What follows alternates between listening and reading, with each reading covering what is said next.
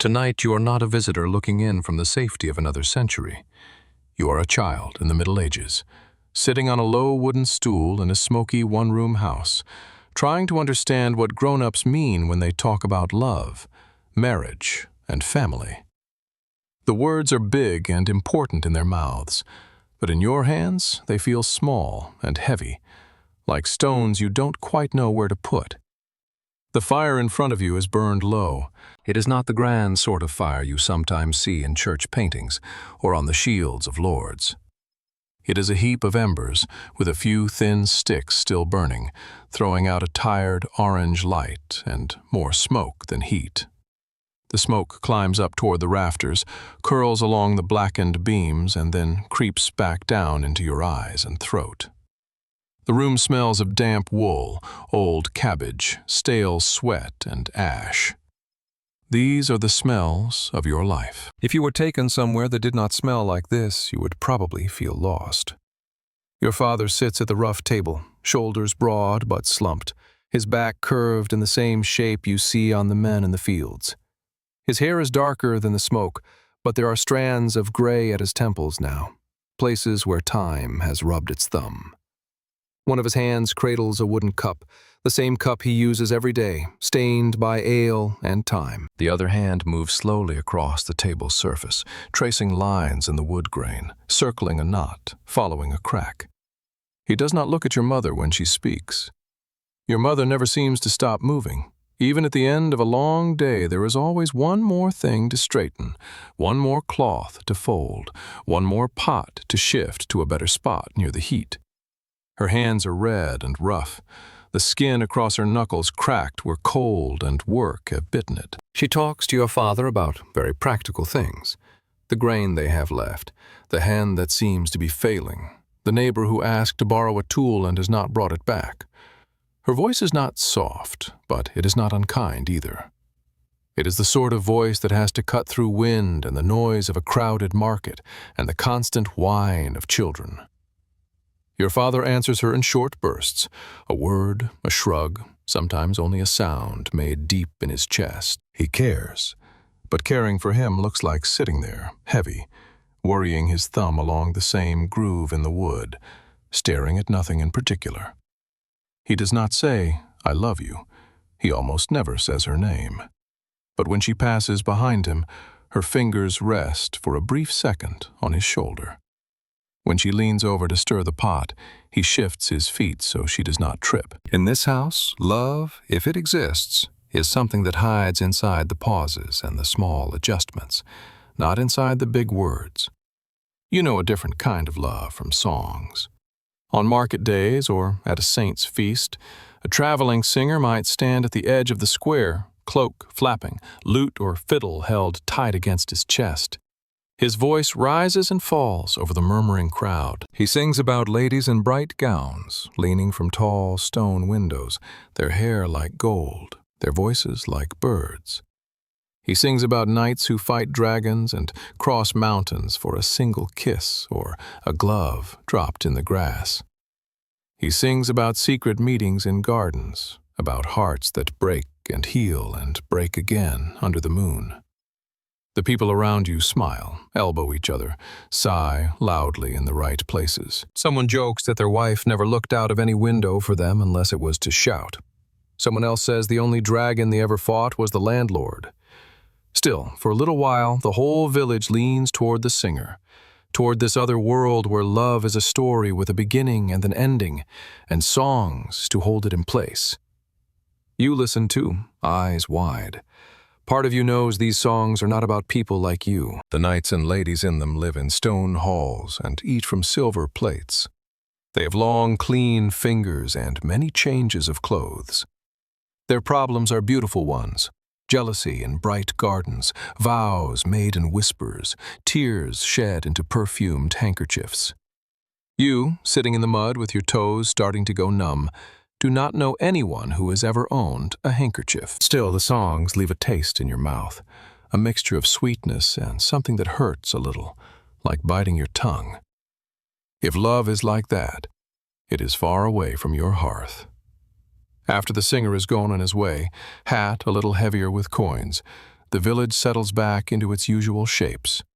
The same couples who laughed at the song now quarrel over spilled grain, over a broken tool, over a child not yet home. You hear snatches of it as you pass houses, the sharp crack of a voice, the dull slap of a hand on a table, sometimes the sound of something thrown. You also hear the quieter sounds afterwards, the silence that feels like a wall. The way someone moves around another person in a room, as if walking around a stone. The difference between the song's love and the village's marriages sits in your mind like a sore tooth. No one explains it. No one even admits that there is a difference. You learn about another kind of love, in whispers and sharp phrases cut short when they notice you listening. In corners of the yard, behind the church, at the edge of the fields, older children and adults talk about girls whose bellies began to swell before they had a husband, about boys who couldn't keep themselves decent, about married men seen too often walking the wrong way home. They talk about sin and scandal, about confession and penance, about women ruined, and men who shrug and go on. You are not meant to hear these things, but walls are thin, and air carries sound very well in small spaces. The word love appears in these conversations too, but it sounds sharp here, edged with anger or fear. It is not the gentle light in a song. It is a spark that can burn down a house. The church offers yet another version. On Sundays and holy days, you stand with your family in the cold interior of the small stone building, its walls damp, its windows narrow and high. The priest talks about love as if it were a great shining thing held far above everyone's heads, something that belongs first to God and only falls down to people in small drops. He speaks of charity and mercy, of loving one's neighbor, of husbands loving their wives as Christ loved the church, of wives submitting, of children honoring their parents. His words are big and smooth. They do not smell of cabbage and ash. He never trips over a loose board on the floor. He does not know what it is to wake in the dark, worried about whether there will be enough bread in 3 months. To him, love and family are parts of a great order, a ladder reaching up to heaven, each person standing on their rung and not looking down. To you, love and family are 4 bodies on a pallet of straw, turning in their sleep and stealing covers from each other. At home, love looks like your mother breaking her piece of bread in half and giving you the bigger bit when she thinks you are not watching. It looks like your father standing in the rain longer than he needs to so the animals are fed. Then coming in, soaked, and shaking his head when your mother scolds him. It looks like your older brother grumbling as he lifts you onto the cart because the mud is too deep for your little legs, but not putting you down until the road is easier. None of them say love. If you said it to them, they would probably laugh or look confused, as if you had used a foreign word. The first time you see a child born, your idea of family changes. You are not meant to see everything. They push you out of the way when the worst of the pain comes. But the house is small, and there is no separate room. You go in and out with water and cloths, the door always half open, the cries always finding your ears. The woman on the pallet is someone you have known all your life. You have seen her laugh loudly at the well, roll her eyes at her husband, carry bundles of sticks. Now her hair is plastered to her face with sweat. Her hands are clenched around another woman's wrists, and her voice is hoarse from shouting. The midwife says things in a calm, firm tone, but her own jaw is tight. The husband stands near the wall, cap twisting in his hands, face pale and helpless.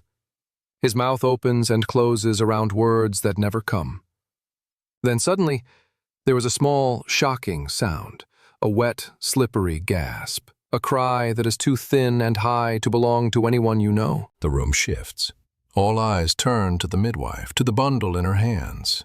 For a moment, the mother's exhausted face shines with something fierce and soft at the same time.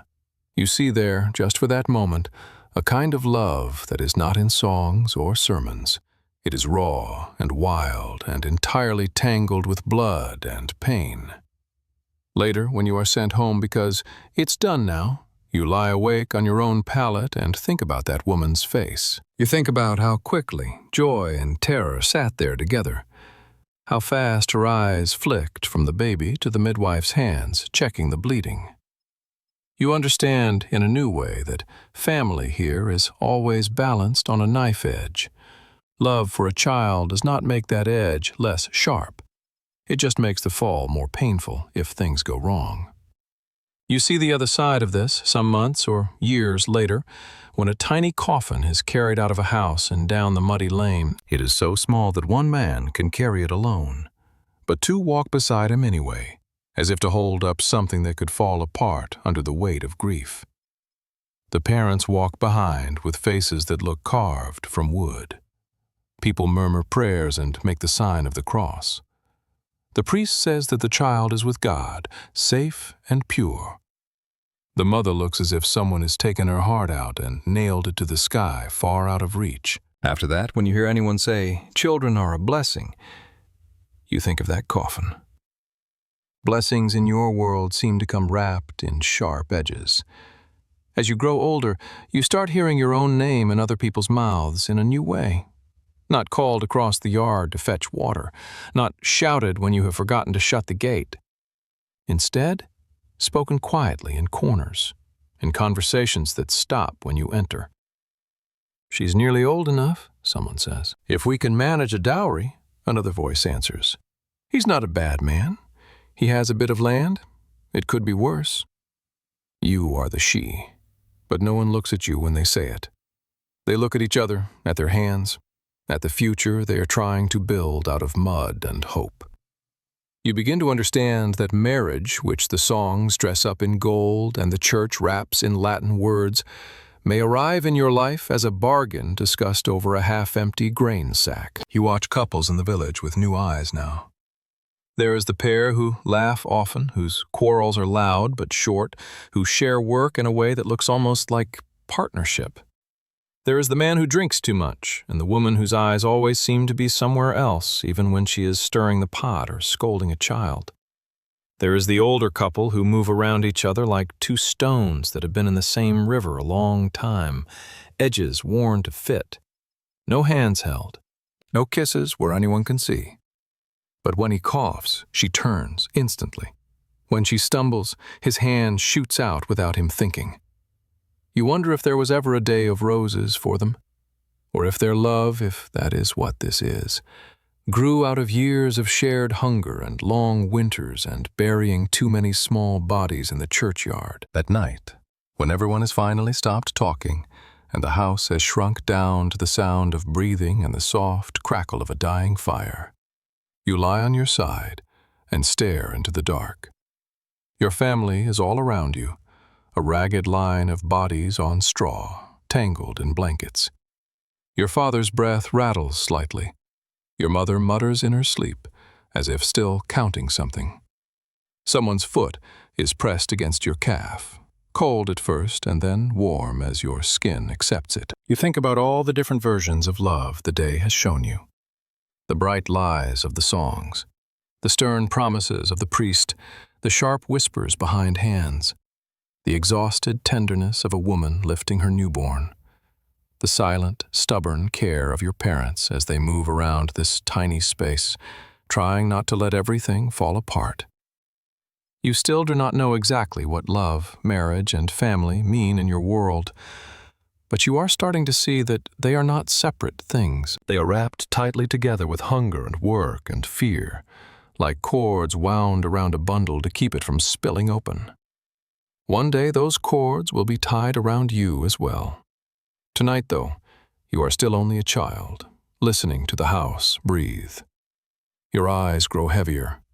The questions in your mind loosen their grip.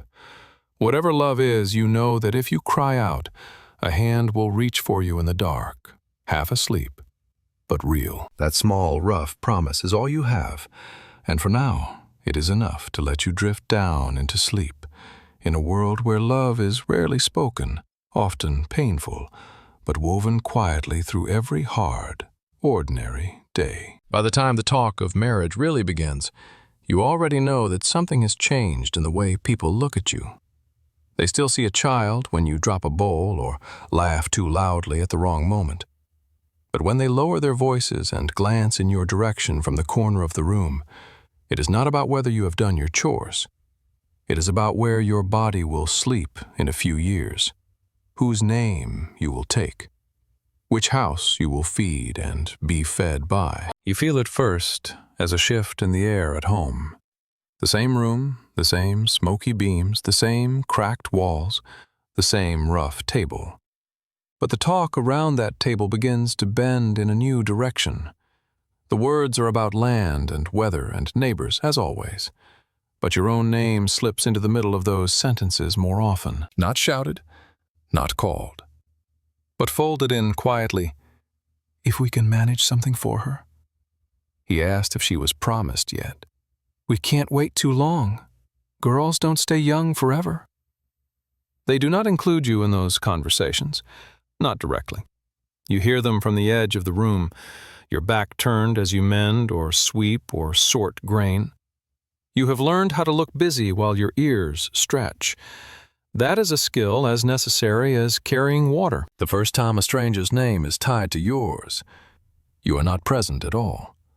You find out in pieces. One afternoon you are at the well, rope rough in your hands, bucket sloshing as you haul it up. Two women stand nearby, their own buckets at their feet, gossip flowing as easily as the water. You are not really listening, not until you hear your own name. It sounds strange in another person's mouth. They say he went to speak with her father, one woman says, wiping her hands on her apron. About the girl, about the future. Does he have lent? The other asks at once. Not about whether he has kind eyes or a gentle temper. You stand with your hands frozen on the rope, the weight of the water pulling at your arms. Slowly, you raise your bucket the rest of the way, trying to keep your face blank. Your heart thumps harder than the rope against the stone.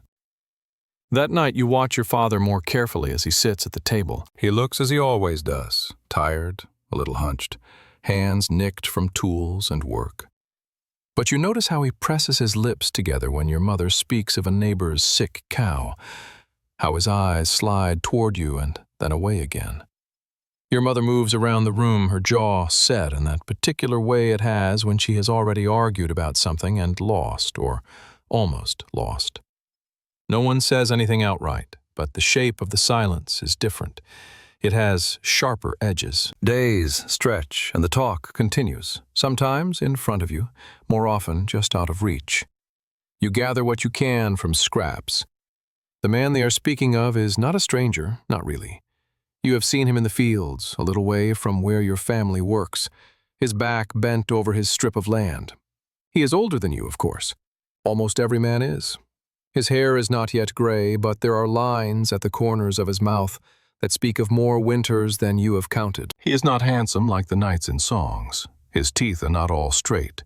His hands are permanently dark with earth. You remember that he has a small patch of land he works himself, and that his parents are dead. No mother-in-law hovering in the house, perhaps. That is something. One evening, your father talks with him outside, just beyond the doorway. You're inside, near the hearth, hands busy with some small repair, but your whole body is turned toward the low murmur of voices beyond the door. They are careful not to raise those voices, careful not to let words like dowry and promise and age carry too clearly into your ears. But you catch enough. There is talk of the little bit of land your father has, of the small amount he might be able to give with you. There is mention of the man's field, of how much grain it has yielded in better years. There is the sound of bargaining in their tones, even when they speak of you as her and the girl, as if you were not part of the deal but a satellite around it. Your mother does not go outside. She stands by the hearth, hands gripping the edge of the table so hard her knuckles pale under the soot. Her mouth is a hard line, her eyes narrowed. When the men fall silent, she lets out a breath you did not know she was holding. He drinks, she says later, after the man is gone. her voice low and bitter. "Not as bad as some, but he does." Your father shrugs as if to say, "What man doesn't?" There is a tiredness in his shoulders that you recognize. It is the same tiredness he has when the field floods or the cow goes dry. Things are as they are. People make do. No one asks you what you want. Wanting is not a word with much weight here. There is need, and there is what is possible. And those two things fight each other often enough without making room for desire. Still, alone on your pallet that night, staring at the dark underside of the roof, you let yourself think in forbidden ways. You imagine saying no. You imagine staying in this house until you were old, your hands turning into your mother's hands, your voice into hers. That thought is as frightening as marrying a man you barely know. You imagine that somewhere else there might be someone whose laugh you like, whose eyes are kind when they look at you. But you push that thought away quickly. Songs can afford such dreams. Houses like yours cannot. The betrothal, when it is finally spoken aloud, is almost dull in its formality. There is no great ceremony, no trumpets or banners. There is simply an afternoon when your father comes in with a certain look on his face, and your mother's shoulders sag in a particular way, and you know. They call you to the table. Your father's hands are folded in front of him, unusually still. Your mother stands because she always prefers standing. She says sitting makes her feel as if she is missing something that needs doing. "He has asked," your father says without preamble, eyes not quite meeting yours. "And we have agreed. It is a good match for us, for you. For us, for you." The words sit between you like separate loaves of bread, unequal in size. Your throat feels dry. You nod because you do not know what else to do. Your mother looks at you then, really looks, and there is a flicker of something like pity in her eyes. Or perhaps it is only that she remembers how it felt long ago, when she sat where you are sitting. "He has land," she says more quietly. "You will not starve, not unless many of us do." It could be worse. It could be worse. That phrase is a kind of blessing and curse in your world. It is true there are girls who are married off to men much older, much crueler, with no land and too much drink. There are girls whose parents cannot offer even a small dowry and who get taken in as servants, their bodies still considered part of the bargain in more hidden ways. Compared to that, your betrothal is almost lucky. You do not feel lucky. You feel as if a path has been laid out in front of you while you were looking somewhere else, and now everyone expects you to walk it without stumbling. Word spreads quickly, as it always does. The village has its own way of carrying news, through shared wells, shared fields, shared benches outside the church. Women glance at you with new eyes, measuring you against your future husband's status, his habits, his temper. Men clap your father on the shoulder, mutters something about how time flies, about how children do not stay children long. Children your own age make jokes, some crude, some simply thoughtless, but at night they still curl up on pallets under their parents' roofs, their futures not yet tied with words and handshakes. You notice how people start to talk about you as one half of a pair now. "His girl," someone calls you, even before the wedding, as if saying it early will help make it true. When you cross the yard, you feel the weight of eyes on your back in a new way. Your own body feels different to you, not because it has changed in a day, but because suddenly it is being counted. As if your hands, your hips, your womb, your ability to bear sons or daughters, your capacity to work, have all been tallied up and written somewhere you cannot read. The church adds its own knot to the cord around you. One Sunday, the priest reads your name and his in the banns, turning your private unease into a public fact. His voice, smooth and practiced, fills the small stone space. The names, the intention to marry, the invitation to speak now if anyone knows a reason why this should not be. No one speaks. Shoes shift on the floor. Someone coughs, a baby fusses, but there is no objection. Your betrothal passes into the realm of things that are settled. You stand in your usual place, the cold seeping up through the soles of your shoes. When the congregation kneels, you kneel. When they cross themselves, you cross yourself. The stone of the floor feels harder than usual under your knees. When the priest speaks of the duties of husbands and wives, of obedience and fidelity, you wonder if he is looking directly at you. You keep your eyes lowered, your gaze fixed on the worn hem of the person's cloak in front of you. Later, when you are alone with your thoughts, you turn your mind back over the last weeks, looking for the moment when you could have said no, when there might have been a crack in the wall of decisions for your own wishes to slip through. You cannot find it. Even now, if you were to protest, what would happen? Your father would frown, your mother would sigh, the neighbors would talk. The man might be angry, or he might simply shrug and find another girl whose parents are more grateful. Your family's position in the village would be shaken in a way that would echo for years. The fact that all this rests partly on your shoulders does not give you power. It gives you a responsibility you did not ask for. In the weeks after the betrothal is spoken, you and the man who will be your husband live in a kind of careful distance. You see him more often now, at the well, on the road, in the field. He nods when you pass, sometimes says your name with an awkward tilt of his head. He is not cruel in these moments, not unkind, but there is a stiffness between you, as if you are both trying on heavy cloaks you have not yet grown into. You do not walk alone with him, not yet. There are always other eyes, your brothers, a neighbor's, a friend's. If you linger too long beside him, someone will make a joke. If you avoid his gaze too carefully, someone will whisper that you are proud, that you think yourself too good. There is no right way to do this, only ways that cause less noise. At home, preparations begin in small, practical ways. Your mother opens the chest where the family's better things are kept and looks at them with a hard, measuring eye. She lifts out a piece of cloth that was once new and bright, now faded but still sound, and says it will make a good shift for you to bring. She takes a shawl that belonged to her own mother and shakes it out, the threads catching the light for a moment before the shadows swallow them again.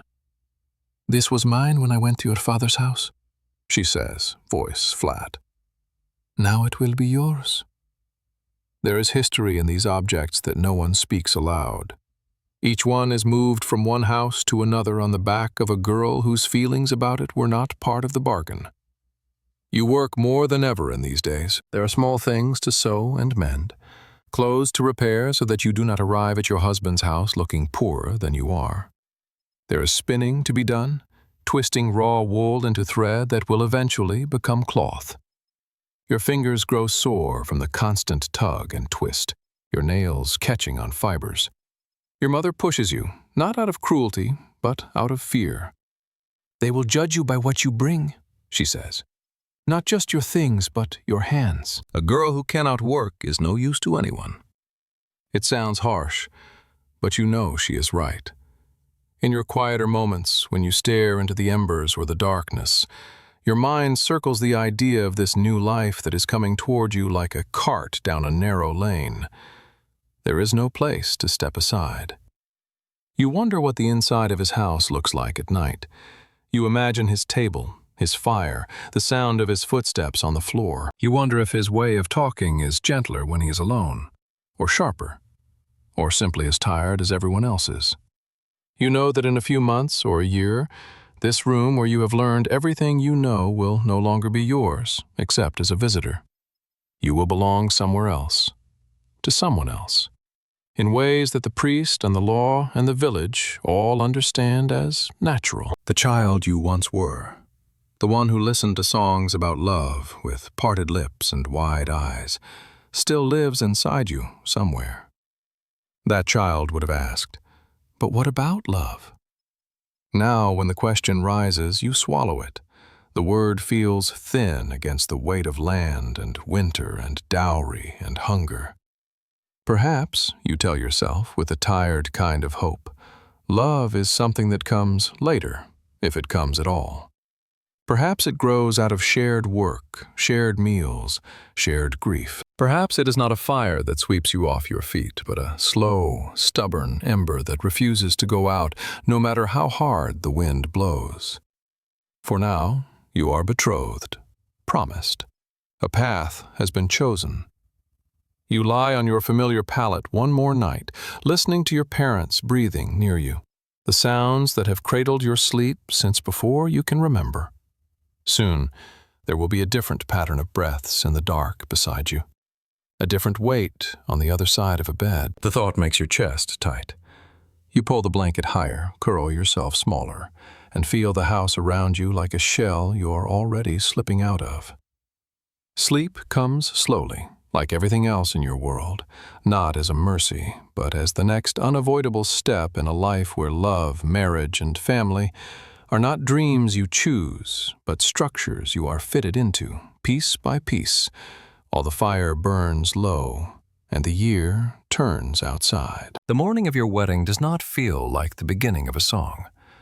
It feels like any other cold morning, only sharper at the edges. You wake before the light has fully decided to come, the roof still a dark weight above you, the air in the house thick and cool. For a moment, half asleep, you do not remember what day it is. You feel the familiar straw under you, hear your father's rough breathing, your mother's soft sighs, the shifting of someone's feet against your own. Then the memory settles over you like an extra blanket, heavy, inescapable. Today you will walk out of this house as someone's wife. Today the village will watch. Today the church will seal what has already been decided. Your mother is already moving. You hear her before you see her, the soft thump of her feet on the floor, the low clatter of a pot, the rustle of cloth. She does not say good morning. Mornings are rarely good or bad here. They are simply there, waiting to be dealt with. She touches your shoulder, a brief press of fingers to the blanket. Up, she says quietly. There is work. Of course there is. Even on your wedding day, the animals must be fed, the fire must be coaxed back from its gray shell of ash, water must be brought. You push the blanket back and the cold meets your skin with its usual blunt greeting. The straw crackles as you turn, a stalk pricking the back of your leg. Your feet find the floor, rough and familiar. Your body, so used to the routine, almost forgets that this day is supposed to be different. You move through the first tasks on habit alone. Kneel at the hearth, poke through the ash until a faint red glow appears, blow gently until it brightens, lay dry splinters over it, then thicker wood. The fire catches with a small, sighing sound. You dip water from the bucket, splash your face, the chill making you suck in a quick breath. You brush crumbs from the table, straighten a stool, step aside as your father comes in from outside with an armful of wood, his hair beaded with mist. It is only when your mother brings out the chest that your stomach gives a slow, heavy twist. The chest does not leave its place near the wall without reason. It holds things that are not for every day.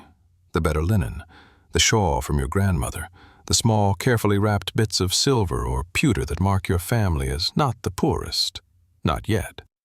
Your mother kneels in front of it, lifts the lid with both hands. The iron hinges creak a little, a sound you know as well as any in the house. She pulls out the things that will turn you from the girl into the bride, though the room and your hands and your hunger are the same. She lays the shift across your arms first, the linen cooler than your skin, its fabric smoother than the coarse shirt you usually wear. It is not new. You helped patch it only last week. But today, under her eye, it becomes something more. Next comes the dress. It is simple. There are no jewels, no long, trailing sleeves like in the tales, but it is the best your family can offer. The cloth is thicker than what you wear on ordinary days, dyed a color that may once have been deep but is now muted by many washings. There are patches, but they are neatly done. Your fingers trace one, feeling the tiny, tight stitches your mother made. Hold still, she says as she straightens the fabric over your shoulders, pulls the laces snug at your sides. She pulls your hair loose from the braid you slept in, finger combs it as best she can, then plaits it again more carefully, her hands working with a speed and skill you have watched all your life. There is nothing of the soft, playful brushing you once imagined. No scented oils, no laughter. Her fingers are quick and practical, tugging a little too hard when she catches a tangle. "You'll manage," she mutters under her breath. And you are not sure whether she means your hair or your marriage. She takes a length of cloth, lighter in color, and pins it over your hair as a veil of sorts. It is not the floating, translucent thing from the songs, but it changes how you look in the room. When you catch your reflection in a faint, warped bit of metal hanging by the wall, a polished plate used as a sort of mirror, you almost do not recognize yourself. You look older and younger at the same time. Older in the set of your mouth, younger in the way your eyes are too wide. Your father watches from the table. He has washed his face more thoroughly than usual and combed his hair back with wet fingers. His best tunic, with fewer patches and a slightly straighter seam, sits stiffly on his shoulders.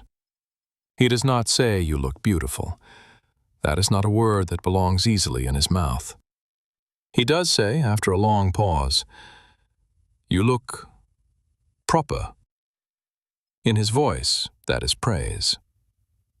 Breakfast is simpler than you might wish for a day that is supposed to be special. Bread, a little less stale than usual, because someone saved it. A thin stew stretched from yesterday's pot.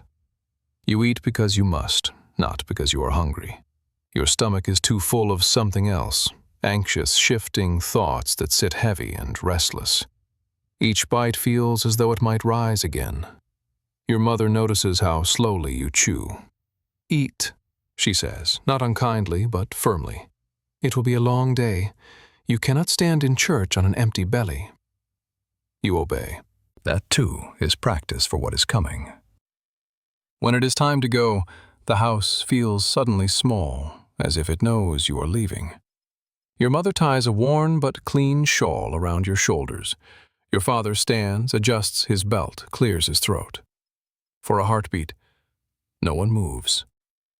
Then the moment passes, and you step to the door. Outside, the village looks almost as it always does. Muddy paths, low houses with smoke drifting from their chimneys, chickens scratching near doorways, the distant sound of a dog barking. The air is damp and cool, the sky a flat gray that gives nothing away about the weather to come. Yet, there is a difference. People are outside in greater numbers than usual, their eyes lifted from their work.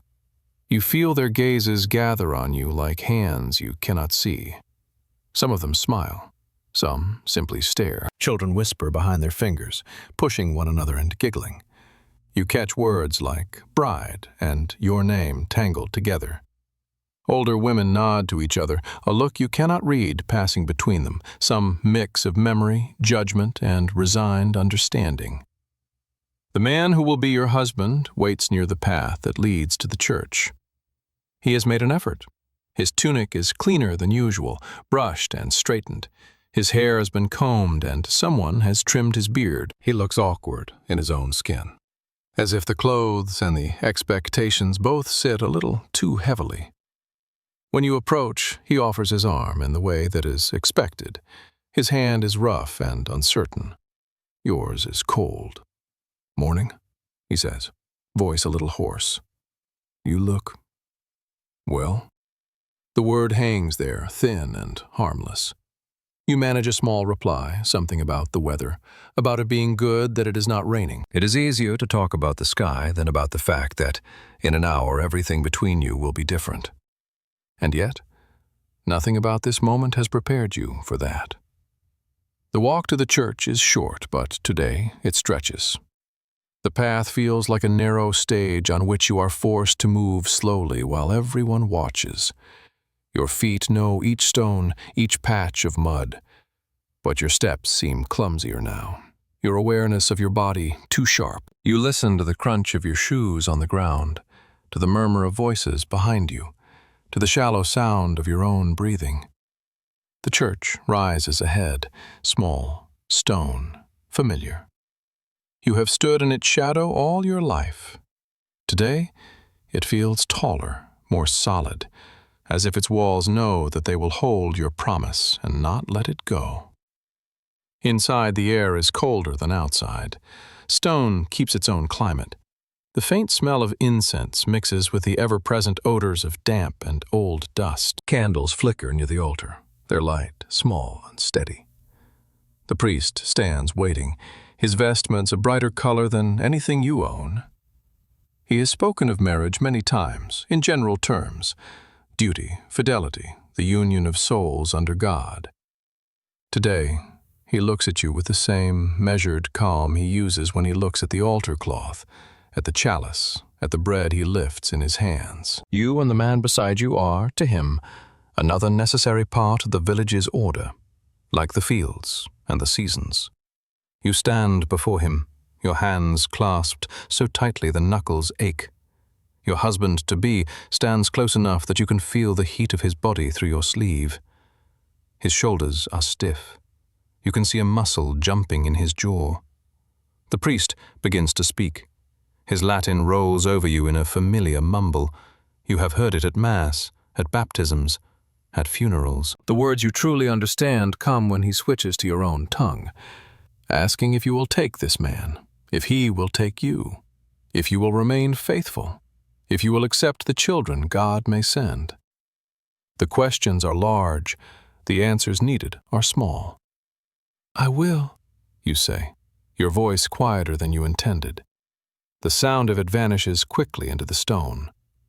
Your husband's "I will" follows, a little louder, a little steadier. There is a moment when your hands are joined, his rough palm pressing against yours, the priest's hands over both.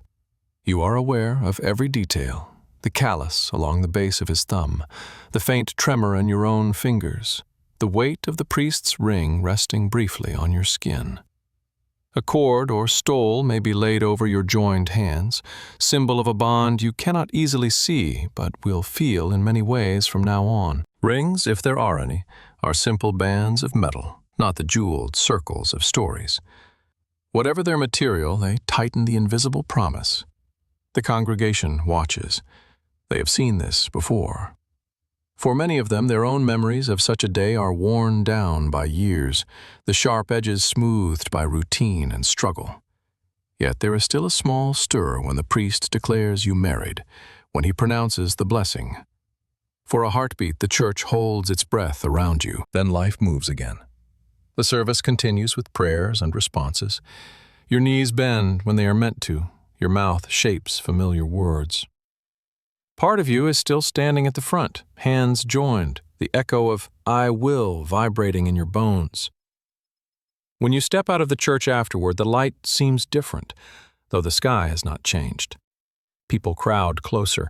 There are voices, hands reaching to touch your arm, to clap your husband's back. Someone pushes a cup of modest wine into your hand. Its sourness bites your tongue. A few try to make jokes, some of them coarse, about the night to come. You feel heat rise in your face. The older women hush the younger mouths, but they do not truly stop the teasing. It is part of the pattern. Everyone knows their lines. Somewhere food appears. Bread, cheese, perhaps a bit of meat if someone has slaughtered an animal in honor of the day. Not a grand feast, but more than you see on ordinary evenings. The table, whether set up in your family's house or your husband's, is crowded and noisy. People sit close, shoulders touching, cups being passed back and forth. They eat and drink and talk. They celebrate less the joining of two hearts, and more the settling of a new household, the strengthening of ties between families, the small increase in stability in a world that shakes easily. You move through this, smiling when expected, answering questions, accepting congratulations. Your husband sits beside you, saying little, his hand occasionally brushing yours on the bench or reaching past you for a platter. Now and then your eyes meet. In his, you see many things: pride, nervousness, a kind of strained determination. You wonder what he sees in yours, perhaps the same. As the day wears on, the noise grows louder, then begins to thin. People leave in ones and twos, children dragged home by parents, old people rising slowly from the bench, rubbing their knees. The light outside fades from gray to blue to deepening shadow. The fire inside the house burns stronger to push back the evening. Someone adds fuel and makes a joke about keeping the flames up for the wedding night. Laughter ripples, edged with something sharper. The bedding, when it comes, is not quite as public in your village as the stories sometimes tell. There is no crowd packed into the room for the whole of it, but there are still witnesses. You and your husband are led, half ceremonially, half practically, toward the bed that will be yours. It might be in a small separate alcove if the house is a lucky one, or simply in the same corner where everyone sleeps, with a little more space cleared for the occasion. Older women fuss with the sheets, smooth the straw, mutter blessings that sit uneasily between jokes. An older man pats your husband's shoulder a little too firmly. There is a sense that something must be begun, if not completed, for the marriage to feel real in the eyes of those watching. You feel yourself moving through it as if through thick water. Your hands help remove your outer clothes, your shoes, your shawl. Your husband fumbles with his own belt, his fingers clumsy. For a moment, when the door or curtain closes and the last joking face disappears, there is a silence like none you have known in such a crowded world. Just you and him, and the sound of your breathing. You do not feel like the heroines in the songs. There is no rush of sweet feeling, no sense of destiny fulfilled.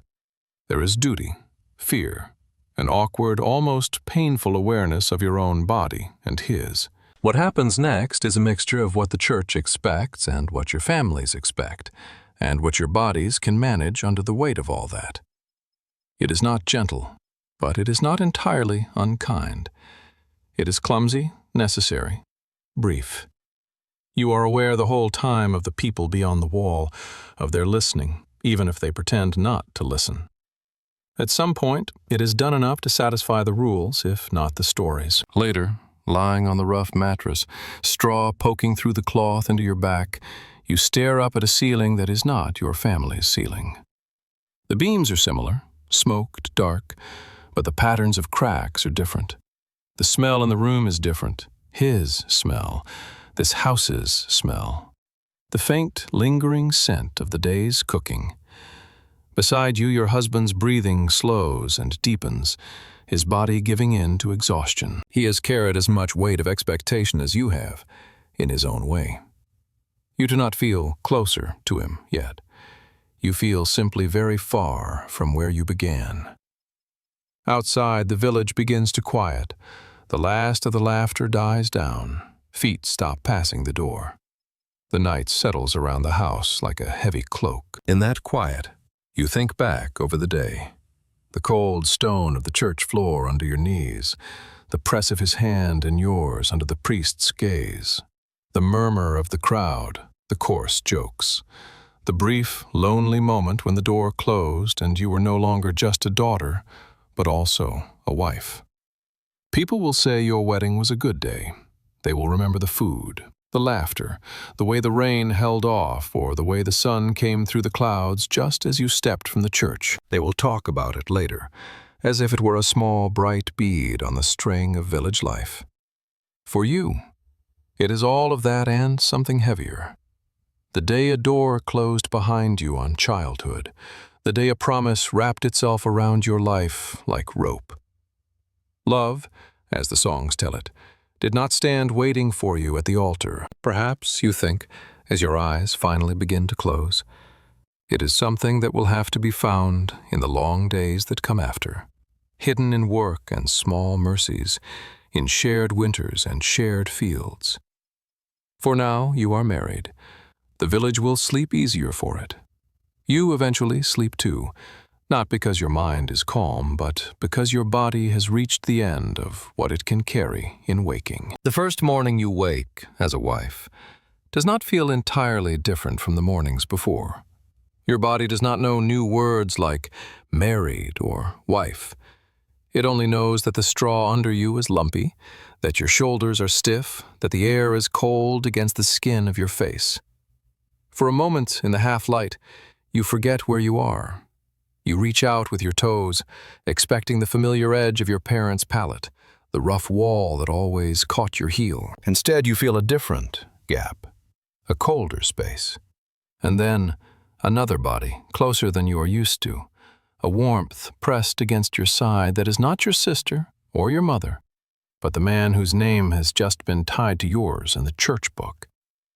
His breathing is loud in the quiet room, slow and even. You can smell him. A mixture of sweat from the day before, smoke from the hearth, and something else that is just him. It is not unpleasant, but it is unfamiliar enough to make your heart give a small jump in your chest. You lie still, eyes open, staring at the dim shape of the rafters above. This roof is like your old one, low, stained black by years of smoke, threads of cobwebs hanging in the corners. But you do not know its cracks yet. You do not know which boards creak most when walked on, which patch of plaster falls in dust when the wind is strong. This is not your father's house. It is your husband's house now. People said that so easily in the days leading up to the wedding. You'll go to his house. You'll keep his hearth. The words slid out of their mouths as if houses were coats you could simply shrug on. Lying here, you feel the weight of the walls pressing in, the strangeness of every shadow. You do not quite know where to put your hands. You become aware of the soreness in your body from the awkward, necessary clumsiness of last night. It is not terrible, but it is there, a reminder written in your muscles that the church's words have already been given flesh. You feel the heat rise in your face even though no one is watching. You remember the half-heard jokes, the laughter outside the door. You imagine neighbors lying on their pallets now, talking in low voices, wondering whether your marriage has been properly begun. The thought makes you feel both exposed and oddly invisible. Here you are, wide awake in your own skin, and yet out there people speak of you as if you were a character in a half-amusing tale. Beside you, your husband stirs. His hand moves, heavy and clumsy in sleep, brushes your arm, then falls away. You tense for a moment, then force yourself to breathe out slowly. During the day, he is a man you can look at from a little distance, whose voice you can answer with practical words, whose hands you can pass things to without thinking too much. Here, with only a thin blanket and a shorter space of air between you, he feels like something much larger. Like a fact you will spend years getting used to. Eventually, he wakes fully. You feel it before you see it. His breath changes rhythm, his body shifts, and then he rolls slightly and blinks into the faint light. His hair is flattened on one side, sticking up on the other. He looks younger like this, for a heartbeat, a tired boy who has worked too hard in the sun. Then he remembers, too. You see it in the way his eyes sharpen, the way his jaw tightens for a moment and then loosens again. "Morning," he says, voice rough. He clears his throat as if that might clear away the strangeness as well. You answer with your own small "morning," your voice drier than usual. There is a pause, long enough to feel heavy. Then habit, that stubborn servant of the poor, takes over. "I'll see to the fire," he says, already pushing the blanket aside. "You take your time. It was a long day yesterday." The kindness in that thought is awkward, but it is there. You nod, grateful for something so practical to step onto. He dresses quickly, back turned to you without ceremony, and crosses the room to kneel at the hearth. You listen to the familiar sounds, the poker scraping, the soft cough of ash, the first small crackle as wood catches. These are the sounds that frame every day of your life, and their sameness steadies you. While he works, you pull your own clothes on, shift and gown, fingers slower than usual as they fumble with ties. You plait your hair as best you can without a mirror, fingers remembering the pattern your mother's hands made hundreds of times on your head.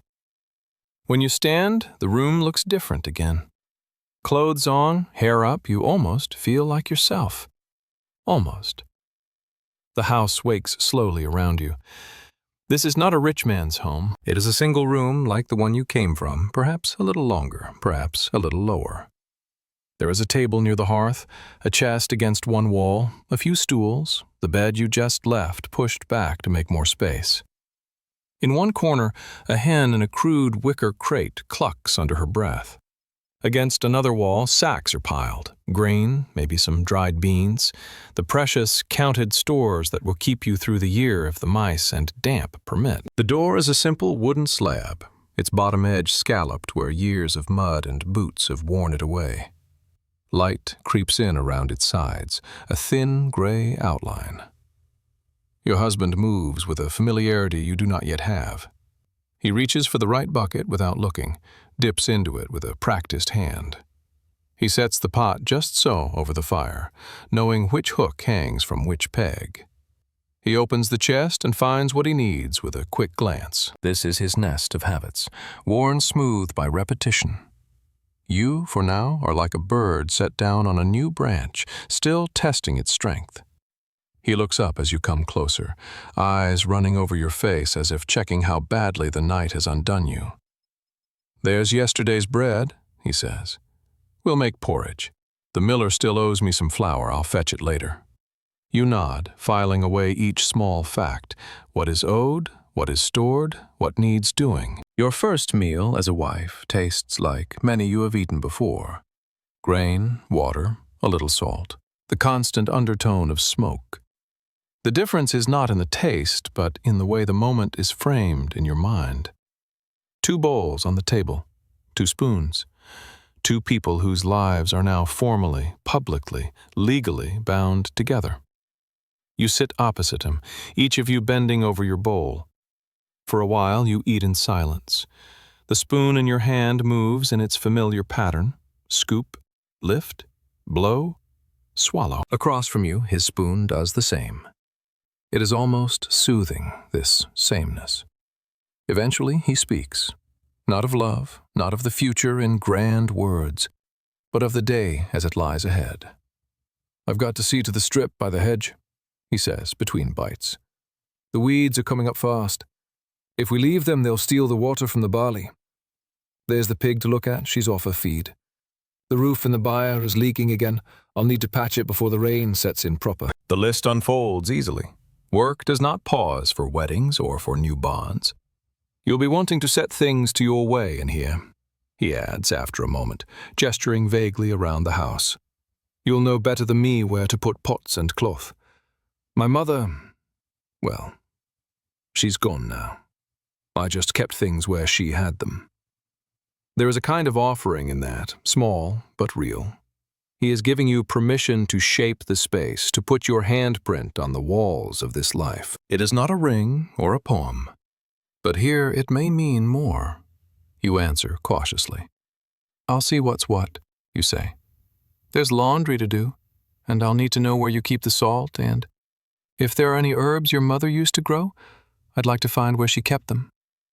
He nods, a hint of relief in his expression.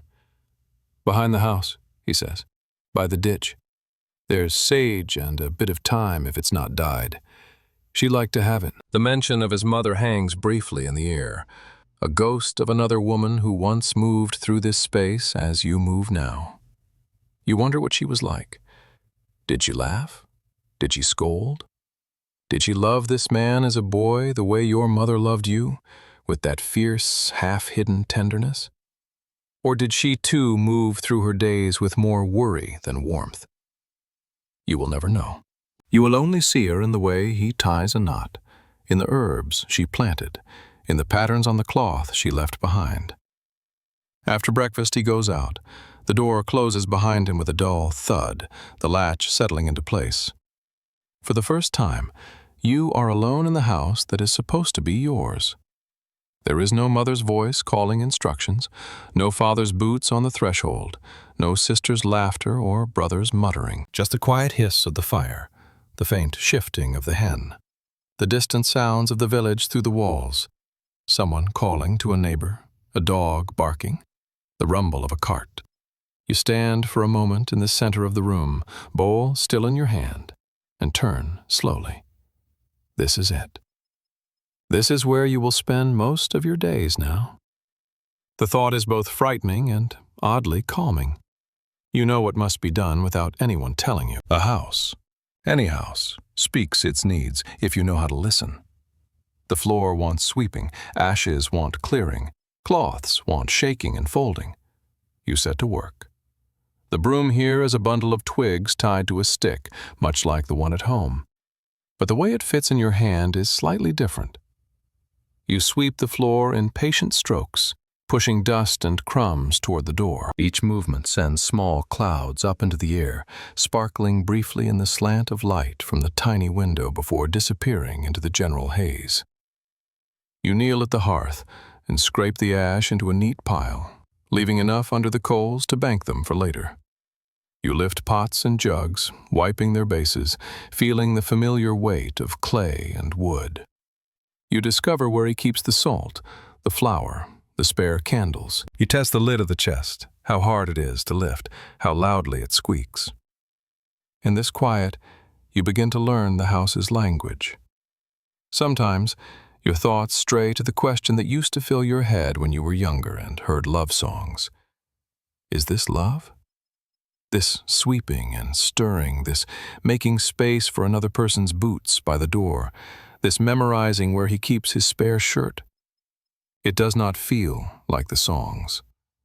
There is no singing in your chest, only a steady, tired beat. But you also remember your parents' house, the way love there lived in the angle of two bodies reaching past each other without colliding, in a shared look over a child's sleeping head, and the way your mother put the better piece of meat into your father's bowl when there was not quite enough. Perhaps love, if it ever comes, will look like that here, too. Not a sudden blaze, but a slow, burning coal that you only notice when the wind rises, and you find there is still warmth. The first days and weeks of marriage are not a long, unbroken stretch of joy or misery. They are simple, repetitive days, like beads on a string. Morning, fire, work, food, work, evening, sleep. Inside that sameness, small adjustments happen. You learn how he likes his bread cut, not because he commands, but because you watch his hands and see the way he always chooses the crust or the crumb. You notice that he favors his right knee when he comes in from the fields, that rain makes him rub it more often. You tuck that knowledge away. On those days, give him the stool by the fire, not the low bench. He learns things about you as well, whether he means to or not. He sees how you hum under your breath when you are counting stitches, peas, steps. He notices that you always reach for the spoon with the slightly smoother handle, that your hands are quicker with the needle than with the axe. He begins to leave certain tasks for you because he knows you do them well, not just because they are women's work. The village, watching from a distance, measures your marriage by more blunt signs. Does he come home most nights? Does he keep you clothed, fed as well as he can? Do you quarrel in the lane where others can hear? Does your face show more bruises than sunburn and wind? Do children appear, and if so, how soon, how many, and do they live? Love, to them, is less important than whether the two of you function as a unit in the great grinding machine of the community. In the evenings, when he returns from the fields, his boots heavy with mud, his shoulders hunched with work, you are already by the hearth, stirring the pot. The door opens, letting in a gust of cold air and the smell of outside, earth, animal sweat, distant smoke. He stamps his feet, mutters something about the weather or the stubbornness of the soil, or the neighbor's ox. You pass him a cup of water or ale. Watch the way his throat works as he swallows. He watches the way your hand circles the spoon in the pot. Conversation is not constant. Some evenings you speak more, trading bits of gossip or small complaints. Other evenings you both are too tired for many words. The silence, then, is not always comfortable, but it is shared.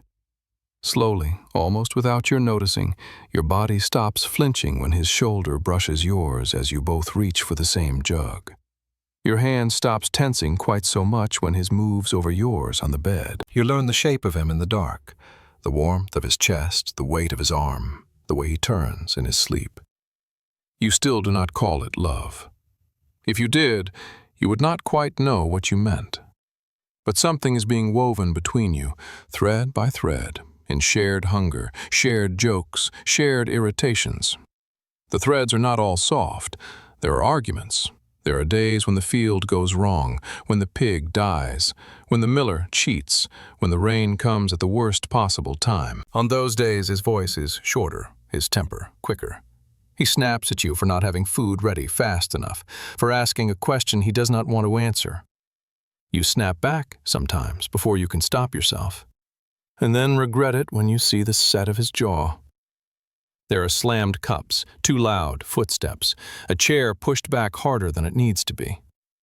Later, when both of you have cooled a little, the house itself presses you back together. There is nowhere else to go, no separate room to storm off to, no quiet lane where you can walk alone in the dark without making neighbors' tongues wag. So you move around each other, stiff at first, then gradually softer. A bowl is handed without meeting eyes. A cloth is folded and set down where the other will find it. An apology might come in words, clumsy, half swallowed, or it might come as an extra piece of bread in the bowl, as a hand that steadies your elbow when you go to step over the sleeping dog by the fire. Time, you realize, is the only true measure here. Not the day of the wedding, with its clothes and its candles, but the number of mornings you both rise under the same roof, the number of nights you both lie down with the same worries and the same thin blanket. One night, when the wind is howling outside and some small part of the roof rattles as if it might take flight, your husband shifts closer to you in his sleep. His arm drapes over your middle, heavy and protective. You are awake, listening to the house creak and the rafters sigh. The weight of his arm, the warmth of his hand, feels less like a claim and more like a shelter in that moment. You lie there, eyes open, staring into the dark, and think, very quietly, perhaps this is the beginning of something like love. Not the bright, burning love of songs, but the weary, stubborn kind that grows in the cracks of hard lives, watered by sweat and held together by shared bread. In the morning you will rise and coax the fire again, and he will go to the fields, and your day will look like 100 others. No one will see that small shift inside you, but it is there, a thread added to the slow, rough weaving of marriage in your world. The first sign that something is different is so small you almost miss it.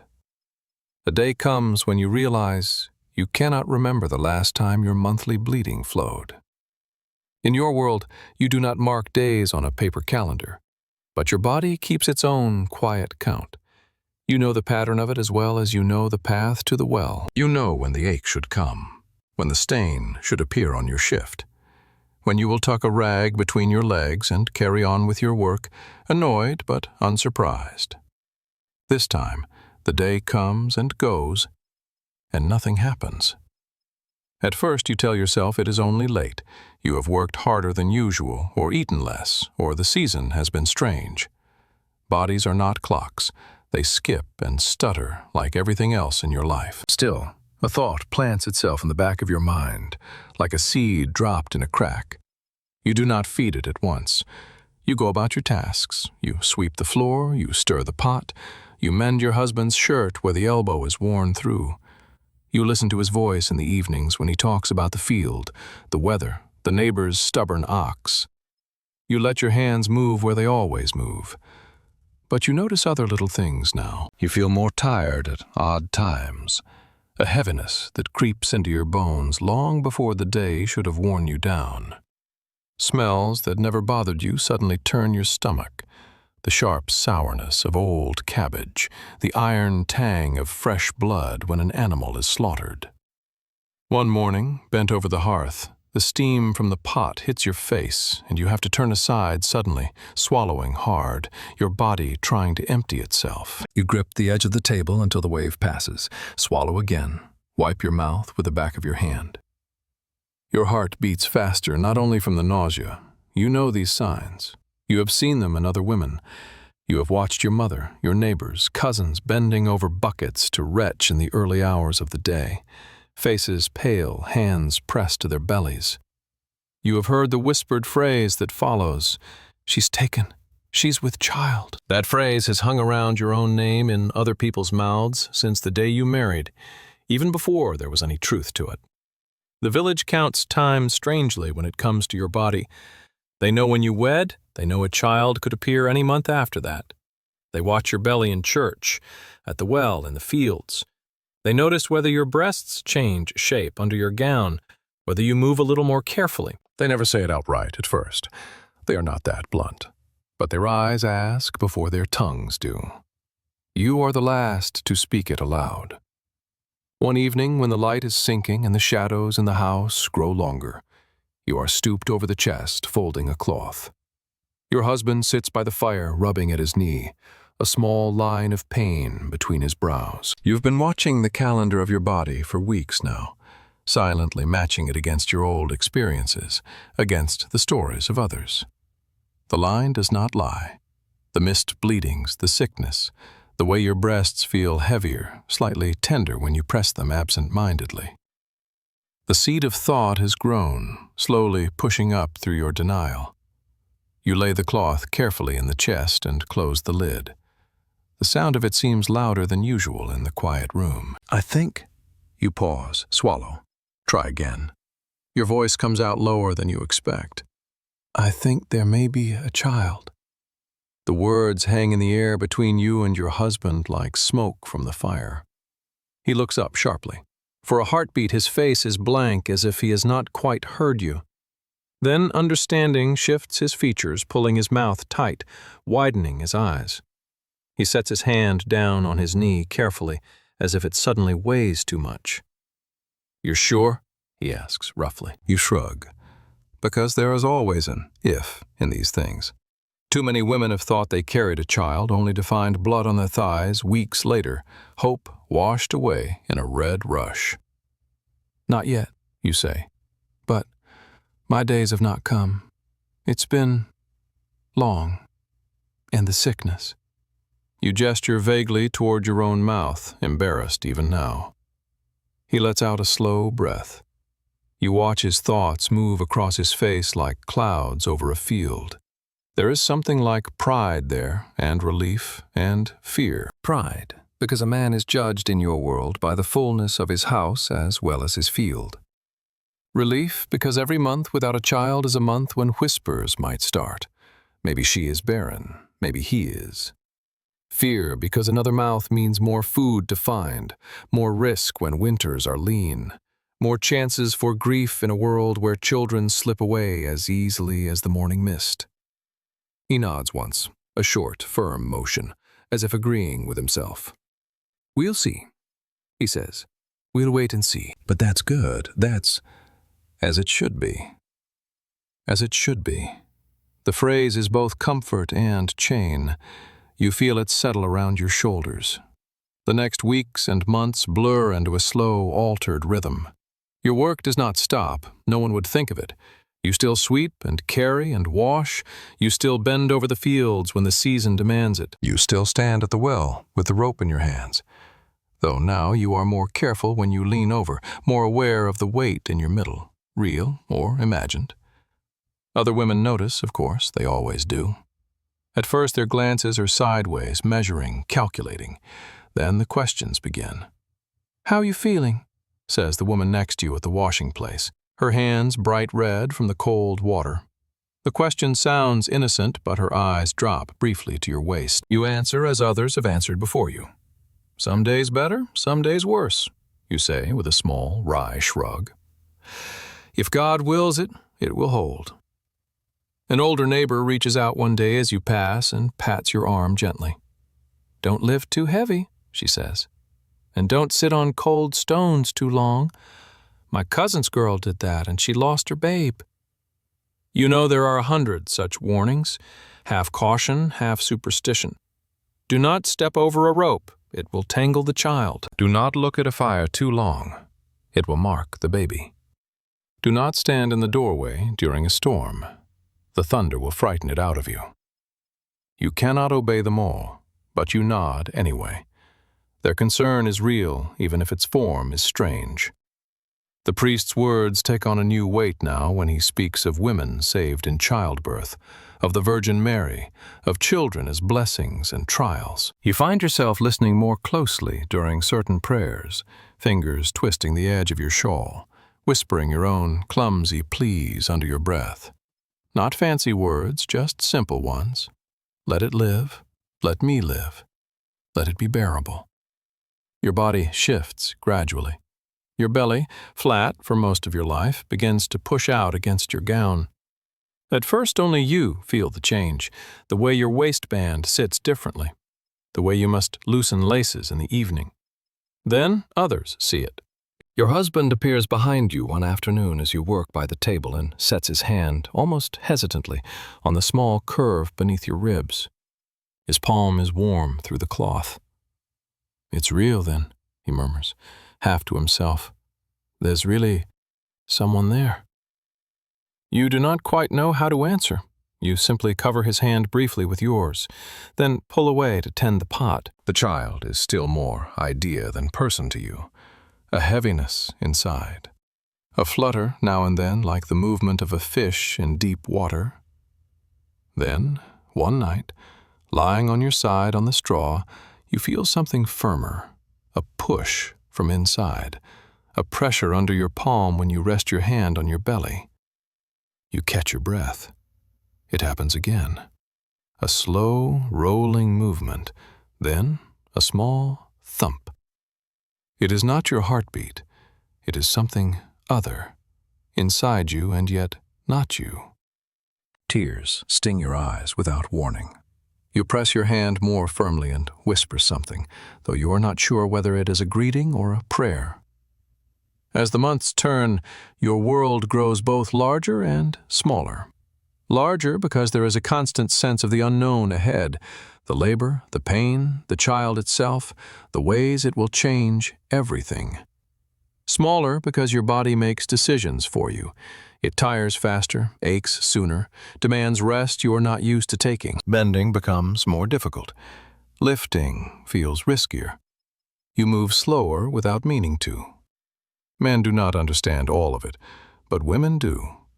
They watch you walk, judge how you carry yourself, how often you pause. They begin to count not just months, but signs, the way your belly sits higher or lower, whether you have heartburn or not, whether your ankles swell. They murmur predictions about whether the child will be boy or girl, about when it might come. "First ones are stubborn," an old woman tells you, eyes crinkling. "They take their time. Don't fret if it's late. It'll come when it's ready." As your body becomes more obviously altered, your husband's manner shifts in small ways. He still expects you to work, there is no choice, but sometimes he lifts the heavier bucket himself when he sees you reach for it. Sometimes he tells you to sit by the fire a little earlier in the evening, to rest your feet. One night, as you stretch your back and rub at the small of it, he frowns and comes closer. Without speaking much, he lays his rough hand over the aching place, his palm wide and warm. The pressure soothes more than you expect. You close your eyes briefly. It is not romance, but it is care. The fear grows along with the child. You have seen childbirth from the edges before.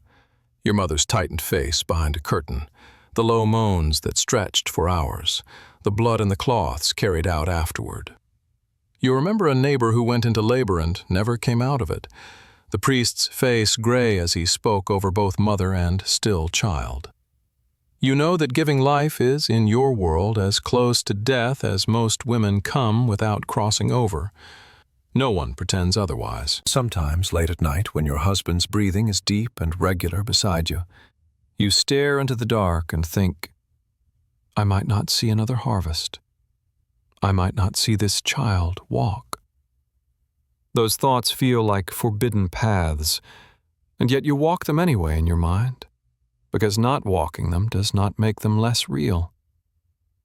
You imagine your husband alone in this house, the child in someone else's arms, your things divided, your name spoken in the past tense. Then you pull the blanket up, curl yourself around your belly, and whisper again into the darkness. Let me live. Let it live. When the pains finally begin, it is not like being struck by lightning. It is slower than that. You are scrubbing a pot by the hearth, hands deep in gray water, when a tightness wraps itself around your middle, low and firm. It is not the familiar ache of monthly blood. It is deeper, heavier. You straighten, hand pressed to your back.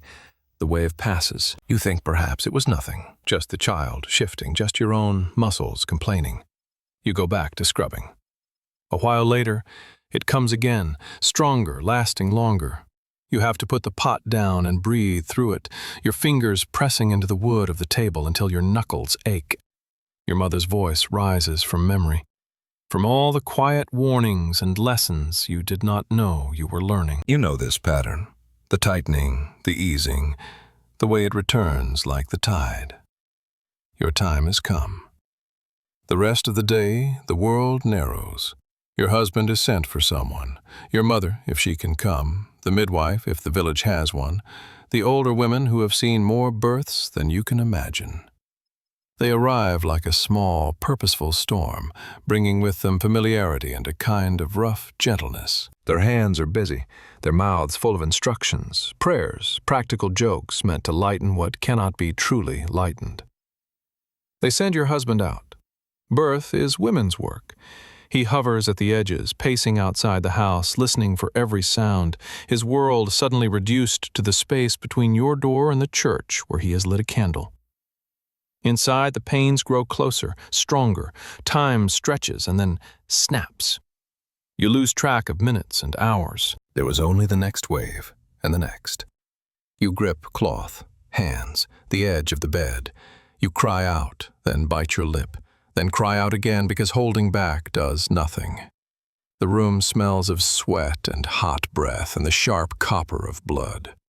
The women support you, reposition you, wipe your brow, murmur encouragement. They have seen this before. They know when to be stern and when to be soothing. Breathe, one says firmly near your ear. Don't fight it. Let it come. You're doing well. Many have gone through this. You can too. You are not thinking of love in those hours, not of songs or of soft looks. Love, if it exists here, exists in the grip of your hand on another woman's wrist, in the way she does not pull away. It exists in the bowl of clean water set within reach, in the whispered prayer someone breathes over your bent back, in the stubborn, animal refusal in your own chest to give up, to let go, to stop pushing when every part of you feels like tearing apart. When the child finally comes, it is not with trumpets or golden light. It is with a rush and a slippery weight, with a cry that is at first choked and then bursting. You feel emptier and fuller at the same time. You slump back, chest heaving, sweat cooling on your skin. For a terrifying moment you cannot see. The world is just noise and ache and ringing in your ears. Then someone presses a warm, damp bundle onto your chest. Here, a voice says, thick with something like triumph and relief. See? You did it. A strong one. You look down, a face scrunched and furious, mouth open wide, a body small and slick, still attached to you by a pale, pulsing cord. Tiny fists, fingers splayed. The child's skin is mottled, not pretty by any story's standards. And yet your hand rises of its own accord, trembling, to touch a damp forehead. The child's mouth roots, blindly seeking. The noise of its crying cuts through the fog in your head. Tears leak from your own eyes, hot tracks down your temples. Some of them are from pain, some from exhaustion. Some from a feeling you do not have a clear name for yet. Later, they will cut the cord and wash the child. They will tell you in voices that stumble with habit whether it is a boy or a girl. They will wrap it in cloths and show it to your husband, who will look at it with a mixture of awe and fear and responsibility. The village will count. One more mouth, one more potential worker, one more soul. The priest will be sent for to speak of baptism, for fear that any delay might be the difference between salvation and loss if something goes wrong. But in this first, quiet, shaky moment, it is just you and this small new weight on your chest. You feel the rise and fall of its breath, the way it relaxes slightly when your hand rests on its back. You feel your own heart pounding under your ribs. You are so tired you feel hollow, as if a strong gust of wind could carry you away. And yet you have never been more solid, more anchored. Whatever love means in songs and stories, here it speaks in simpler terms. It is the way your body, despite its pain, curls protectively around the tiny life it has just pushed into the world. It is the way you, half fainting, still try to tuck the cloth higher around the child's shoulders so it won't be cold. It is the way, even as sleep drags at your eyes, you force them open one more time, just to check that the small chest is still rising and falling, rising and falling. Outside, the village goes on. Someone mends a fence, someone curses a stubborn ox. Children chase each other in the fading light. A dog barks. Smoke rises from a dozen hearths. Your husband stands in the yard, shoulders slumped, face turned toward your door. He does not know yet that inside, a new life is already breathing, that your own breath has come through the fire still going. In the years to come, there may be more children, and losses, and long nights with fever, and days when you are too tired to feel anything but worn. There may be quarrels with your husband, disappointments, small joys, harvests that fail, and others that surprise you with generosity. But this moment, this first child laid against your chest, is a kind of hinge in your life. You were a girl, you became a wife. Now, aching and half broken, you are also a mother. In the quiet between pains and duties, between visitors and baptisms, you close your eyes. The child sighs in its sleep, a tiny, squeaking sound. Your hand lies heavy on its back. Your breath slows to match its smaller rhythm. The fire burns low. Outside, night begins to fall, and you, ordinary woman in an ordinary medieval village, drift down into a sleep you have earned with blood and bone, carrying with you into your dreams the soft, surprising weight of new family on your heart. Years pass in ways that are hard to count, except by the changes in the faces around you, and the height of the children against your hip. No one in the village sits down with a book to mark the years of your marriage.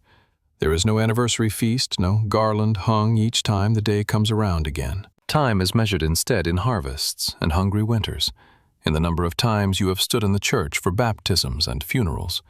In the slow way your own hands and your husband's begin to look more like your parents' hands once did. At first, everything in the house revolved around the baby on your breast.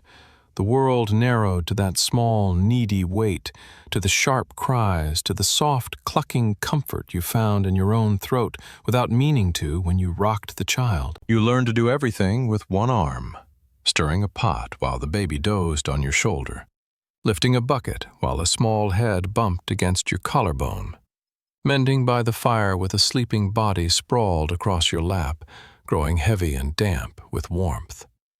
Your nights were broken into short pieces. It felt, some months, as if you never fell fully into sleep, only hovered near it, pulled back by a thin cry, by the urgent rooting of a tiny mouth against your skin, by the wet discomfort of milk leaking where the baby had not come fast enough. You rose in the dark more times than you could number, feet finding their way to the pallet edge by habit, hands finding the child without needing light, heart thudding a little faster each time until you felt the small body move and the panic eased. Later, the child grew, as children do. The soft, floppy limbs stiffened, learned to push and pull, to grab at your hair, your sleeves, anything within reach. The first time they pulled themselves upright using the edge of a stool, your breath caught. The first steps, unsteady and wide-legged, were taken between your outstretched hands and your husband's, the three of you forming a small island of laughter in the dim house. For a moment that day, you forgot the ache in your back, the stains on your dress, the worry about the grain. You saw only the wobbling determination in two small legs, the open-mouthed grin when the child fell forward into your arms. But days like that do not come alone. Around them are the other days, the long ones when the child is feverish and will not be put down, their skin hot and dry under your hand, their eyes too bright. You sit by the hearth, rocking and humming, counting breaths, telling yourself that you have seen other children come through worse. You remember the herbs the older women mentioned and brew bitter liquids, coaxing small sips into a reluctant mouth. You pray without formality, words spilling out of you like water from an overfull bucket. Please, you think, though you might not say it aloud. Please, not this one. Please, not now. Sometimes the fever breaks, sweat soaking the child's hair, their body going limp and cooler against you in the way that means sleep. Sometimes it does not. The first time you bury a child, the way you understand family shifts again. Everything has the shape it did the day before, the house, the field, the church. But each outline now seems edged in something sharper. Your hands know how to wrap a small body carefully, how to smooth cloth over a still face, how to lay them down gently in the simple box or on the shroud. You did not know you knew those things until you had to. People come because they always do. They murmur the same words you have heard at other tiny funerals. God's will, little angel. Better there than suffering here. The priest speaks of souls and heaven and innocence. Your husband stands beside you, jaw clenched so hard it looks as if his teeth might crack.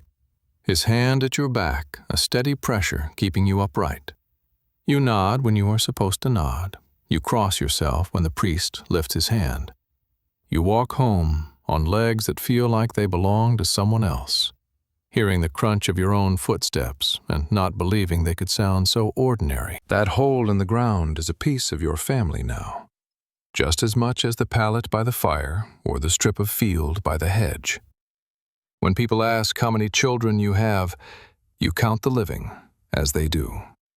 But somewhere inside you also feel the weight of the ones who are not there. Love, in a world like yours, quietly accepts that it may mean grieving as often as it means celebrating. Not every child is lost. Some cling stubbornly to life, grow taller, louder, more demanding. Soon there is more than one voice in the house, more than one set of small hands tugging at your skirts, more than one pair of bare feet pattering on the cold floor. Your days stretch and blur, stirring porridge while one child cries for bread and another pulls at your sleeve to show you a stick they have decided is a horse. Washing shirts that never seem to stay clean for more than a few hours, bending down to tie a strip of cloth around a scraped knee, scolding a boy for chasing the chickens too close to the road, then later smoothing his hair when he falls asleep against your arm. Your husband grows used to stepping over toys, stones arranged in neat rows, bits of broken pottery used as pretend plates, on his way to the table. He learns to tune his ears to the difference between the everyday wails of children who want something and the sharper, thinner cry that means real hurt. He holds a child on his knee by the fire some evenings, rough hand surprisingly gentle on a small back. His face softened by something you recognize from your own chest, even if you both would be shy of naming it. Between all of this, your marriage weaves itself tighter and more complicated.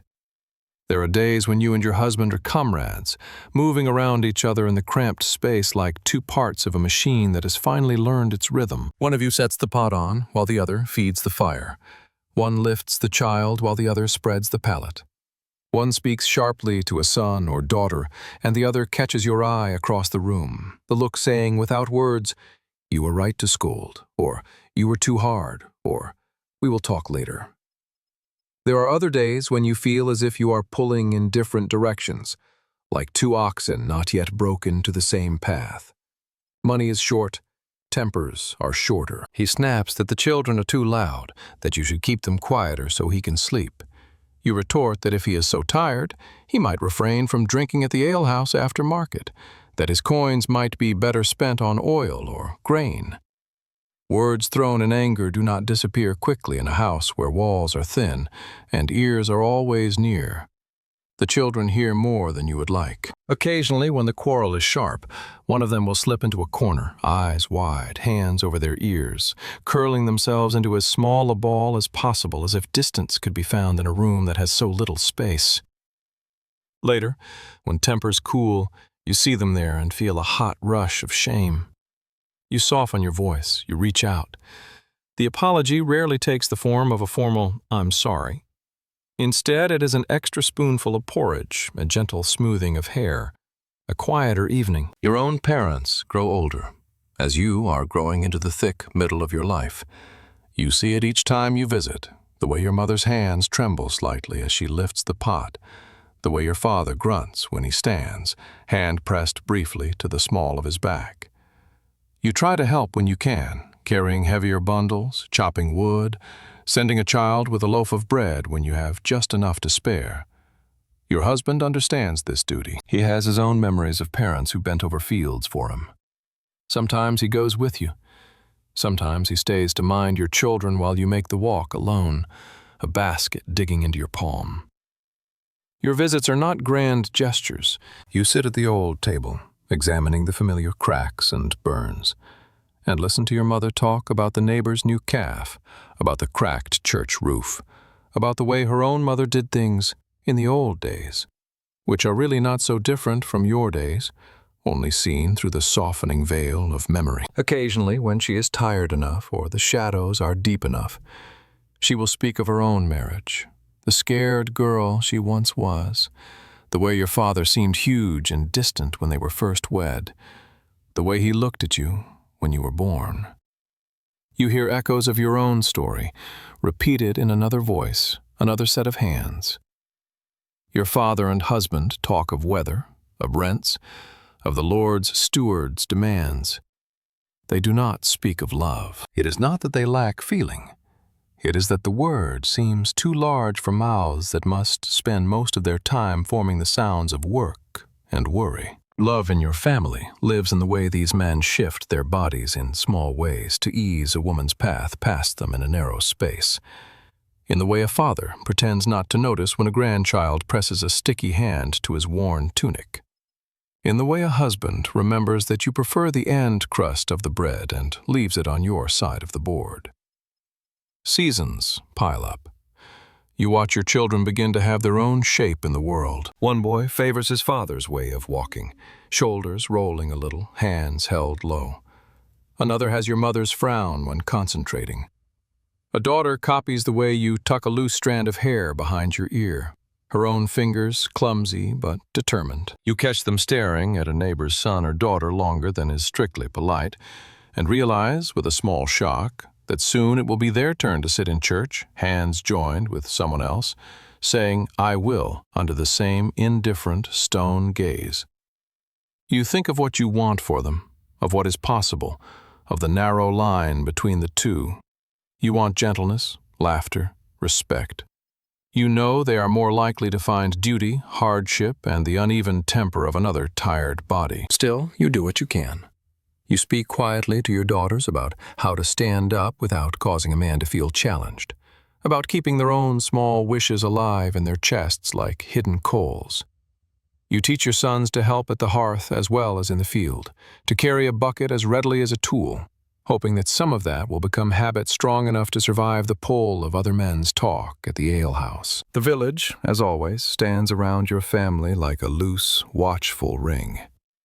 It is there in the way neighbors comment on your children's behavior, in the whispers when someone's marriage goes badly, in the unspoken comparisons between your household and the ones that seem more prosperous or more troubled.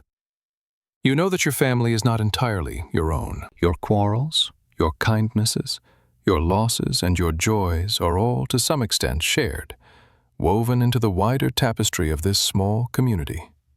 When your husband falls ill one winter, the fragility of that tapestry becomes suddenly clear. It starts as a cough, the kind everyone has when the air is thick with smoke and cold. Then it deepens, turns wet and tearing. His face pales, His breath rattles at night. He tries to work through it, stumbling out to the field with a stubborn set to his jaw. But one morning he cannot rise. He sits on the edge of the bed, chest heaving, sweat beading on his forehead in spite of the chill. Fear, the kind you have known in childbirth and over tiny, feverish bodies, now spreads its shadow over him. For days you move between his side and the fire, boiling water, steeping herbs, wiping his face. The children watch with wide eyes, suddenly quiet. Neighbors come bringing small gifts, a bit of broth, a folded cloth, a handful of dried leaves they swear helped someone once. The priest comes too with his prayers and his talk of suffering and salvation. At night, when the house is as quiet as it ever gets, you listen to your husband's labored breathing and understand that your family is balanced on a narrow line. If he lives, the days ahead will likely look much like the ones behind, hard, repetitive, bearable. If he dies, everything you know will be broken and reshaped.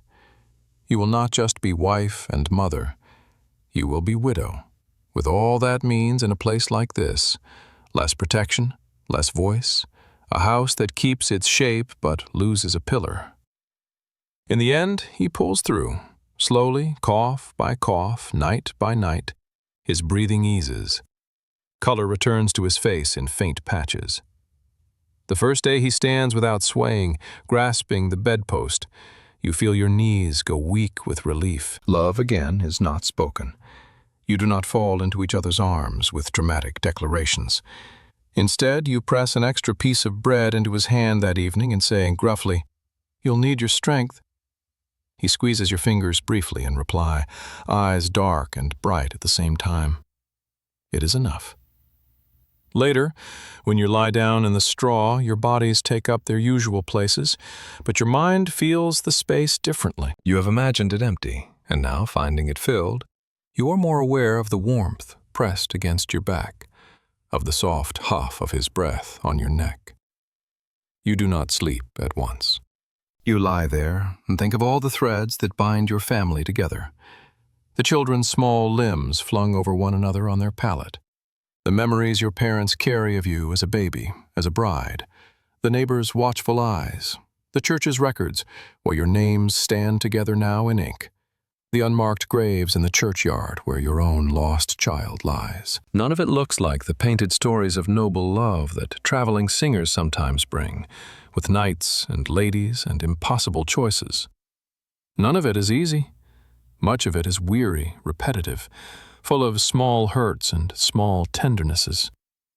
But it is real. It is what love, marriage, and family mean for people like you in this time. Not a grand gesture held up for the world, but 1,000 small acts carried out in the half-dark of early morning and the smoky dimness of late evening, done for and with the same faces, year after year, until your hands are as worn and familiar as the walls of the house itself. As sleep finally pulls at you, heavy and slow, you tuck one hand under your cheek and let the other rest lightly on your husband's wrist where it lies near yours. The contact is slight, but it is enough to confirm what matters most in that moment. He is there, breathing. The children are there, breathing. You are there, breathing. In a world where so much lies beyond your control, that shared breath is a kind of quiet miracle, binding you all together for one more night. By the time people start talking about your children as good marriage age, your own youth has retreated so quietly that you almost cannot say when it left. You catch sight of yourself in a basin of water one morning, your face bent above the wavering surface as you scrub your hands, and you see lines at the corners of your eyes that were not there when you first came to this house as a bride. A streak of gray threads through your hair near your temple. Your hands look like your mother's did in your memory. Knuckles a little knotted, veins more visible. The skin browned and roughened by years of cold water and hot fire. The child who once fit on your chest now stands at the table beside you, shoulders almost level with yours, reaching for a bowl without needing to stand on a stool. Your eldest daughter's braid hangs halfway down her back now, thick and dark. She moves around the hearth with an ease you recognize, your own movements copied and made her own. She can stir the pot and judge the thickness of the stew without asking. She knows how many handfuls of grain will fill each bowl so that no one goes hungry and nothing is wasted. You watch her hands sometimes, the way they fold a cloth, the way they twist her apron when she is thinking, and you feel a mixture of pride and a thin, quiet fear that pulls at you like a thread. The village, always watching, has turned its gaze toward her and your sons. In low voices around the well and in the churchyard, people begin to say things that sound familiar, because you once heard them said about you. She's a capable girl, they murmur, nodding toward your daughter. Keeps a neat house for her mother. She'd make a good wife. Of your sons, that one's strong on the shoulders, knows his way around a plow. He'll need more land soon, or we'll see him off as a hired man. You remember how it felt to be on the other side of those glances? To have your worth weighed in terms of fields and bread and children not yet born?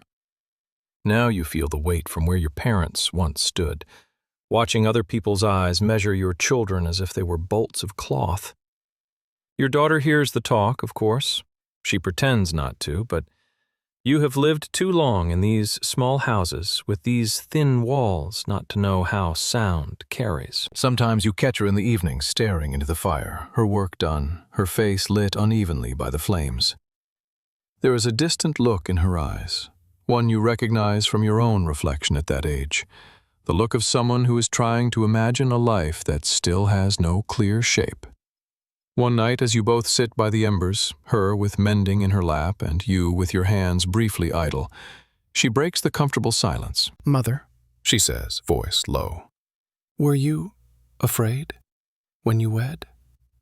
The question is simple, but it carries the weight of everything she cannot quite name. You consider your answer. In this world, too much honesty can feel like a cruelty. Too little can feel like a betrayal. "Yes," you say after a moment, your eyes on your own hands. "I was afraid. I didn't know your father well. I didn't know this house. I didn't know how my life would be." She nods, looking at the cloth she is stitching. "And now?" she asks. You breathe out slowly. The air smells of smoke and wool, and the faint sweetness of something drying in the rafters.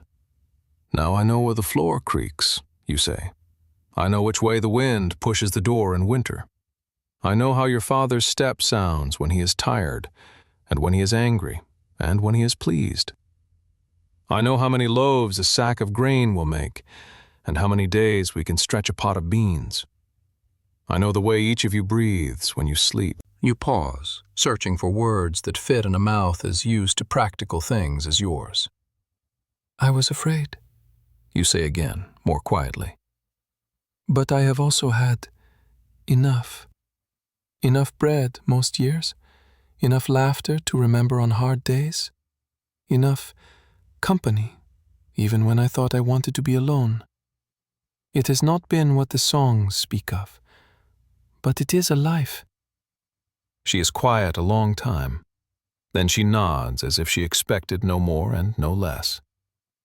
You do not speak of love. You do not know how to shape that word for her without either lying or cutting too close to the bone. Not long after, a man begins to come by a little more often than others.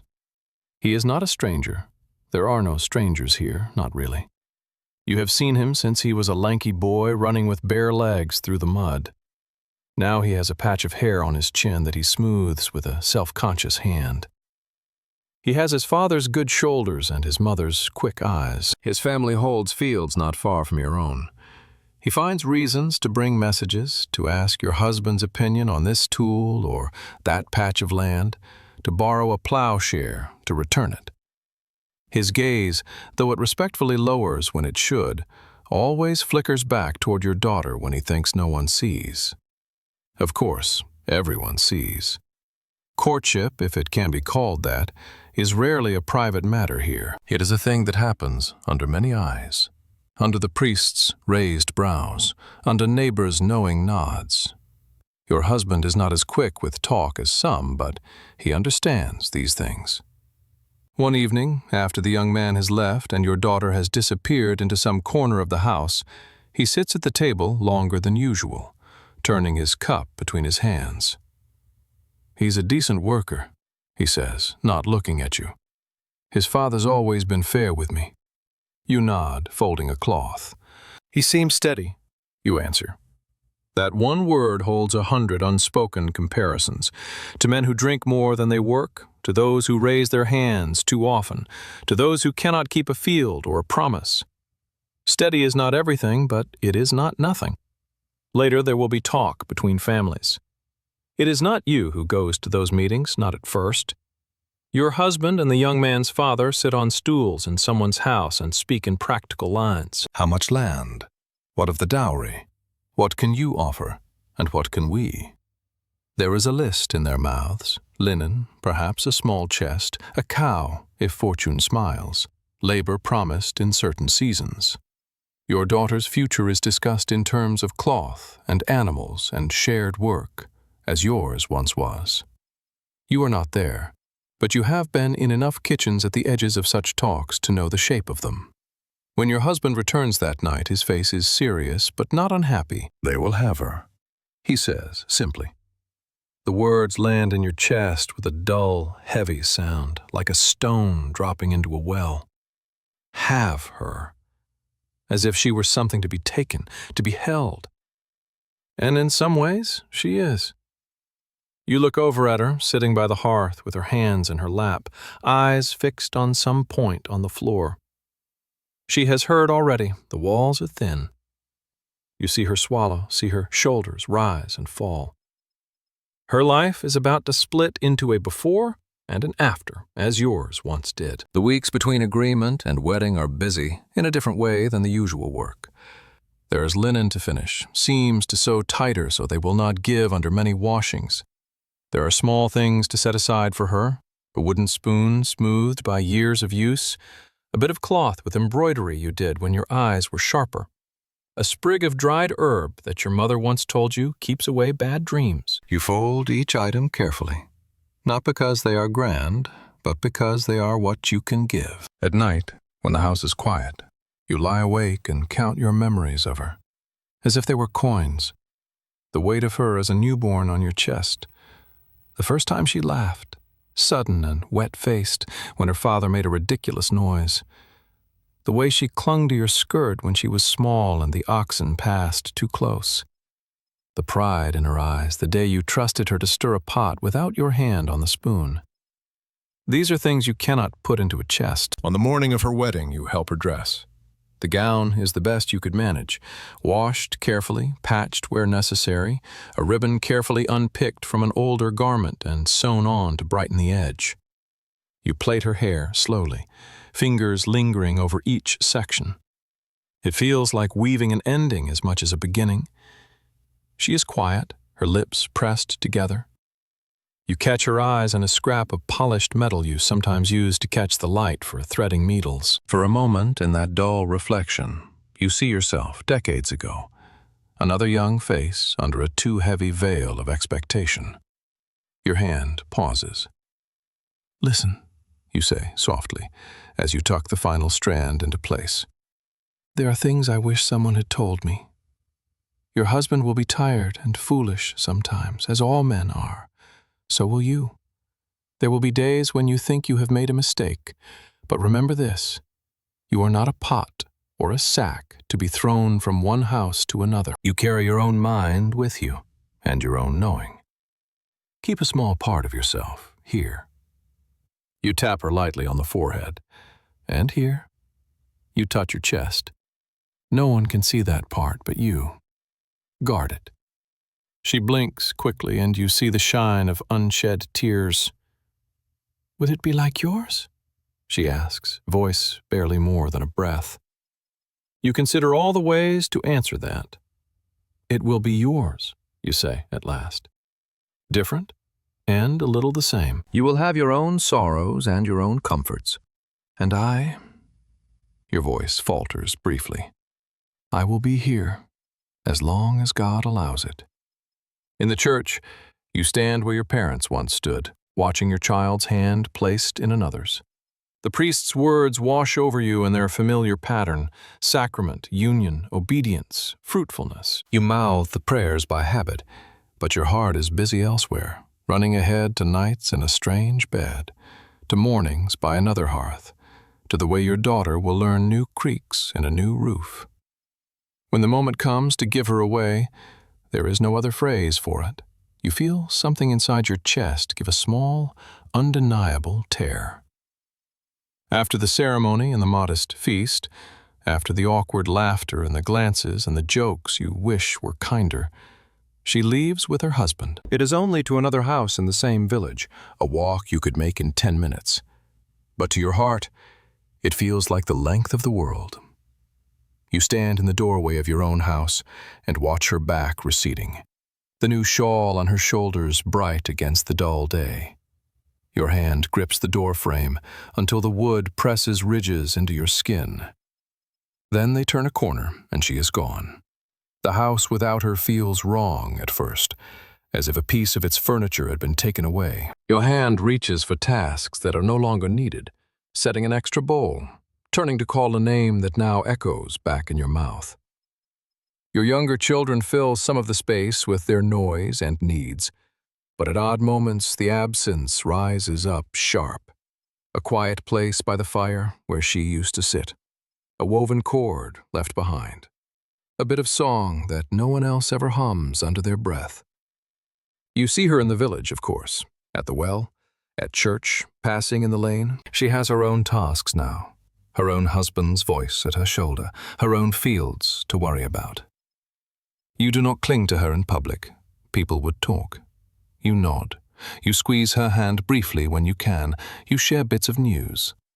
Later, when she has a child of her own and sends one of her husband's younger sisters to fetch you, you hurry along the path with a strange, fluttering feeling in your chest. In her house, the air smells different, but the scene is eerily familiar.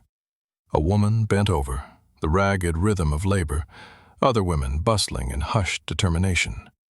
You see your daughter's face twisted with a mixture of fear and pain and stubbornness, and you feel a double ache, your own old pain, her new one. You take her hand, wipe her brow, say the things that were said to you. Breathe, let it come. You're doing well. When the child finally arrives, you hold your grandchild for the first time, a small, warm weight wrapped in cloth.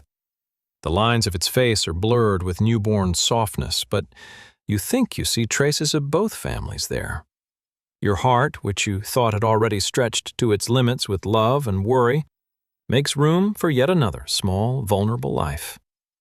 Watching your children become parents themselves teaches you something new about love and marriage in your time. You see them making the same clumsy adjustments you once made, learning to move around each other in small, cramped spaces, learning when to speak and when to hold their tongues, learning to share the weight of a wailing, restless baby and the heavier, quieter weight of shared grief when things go wrong.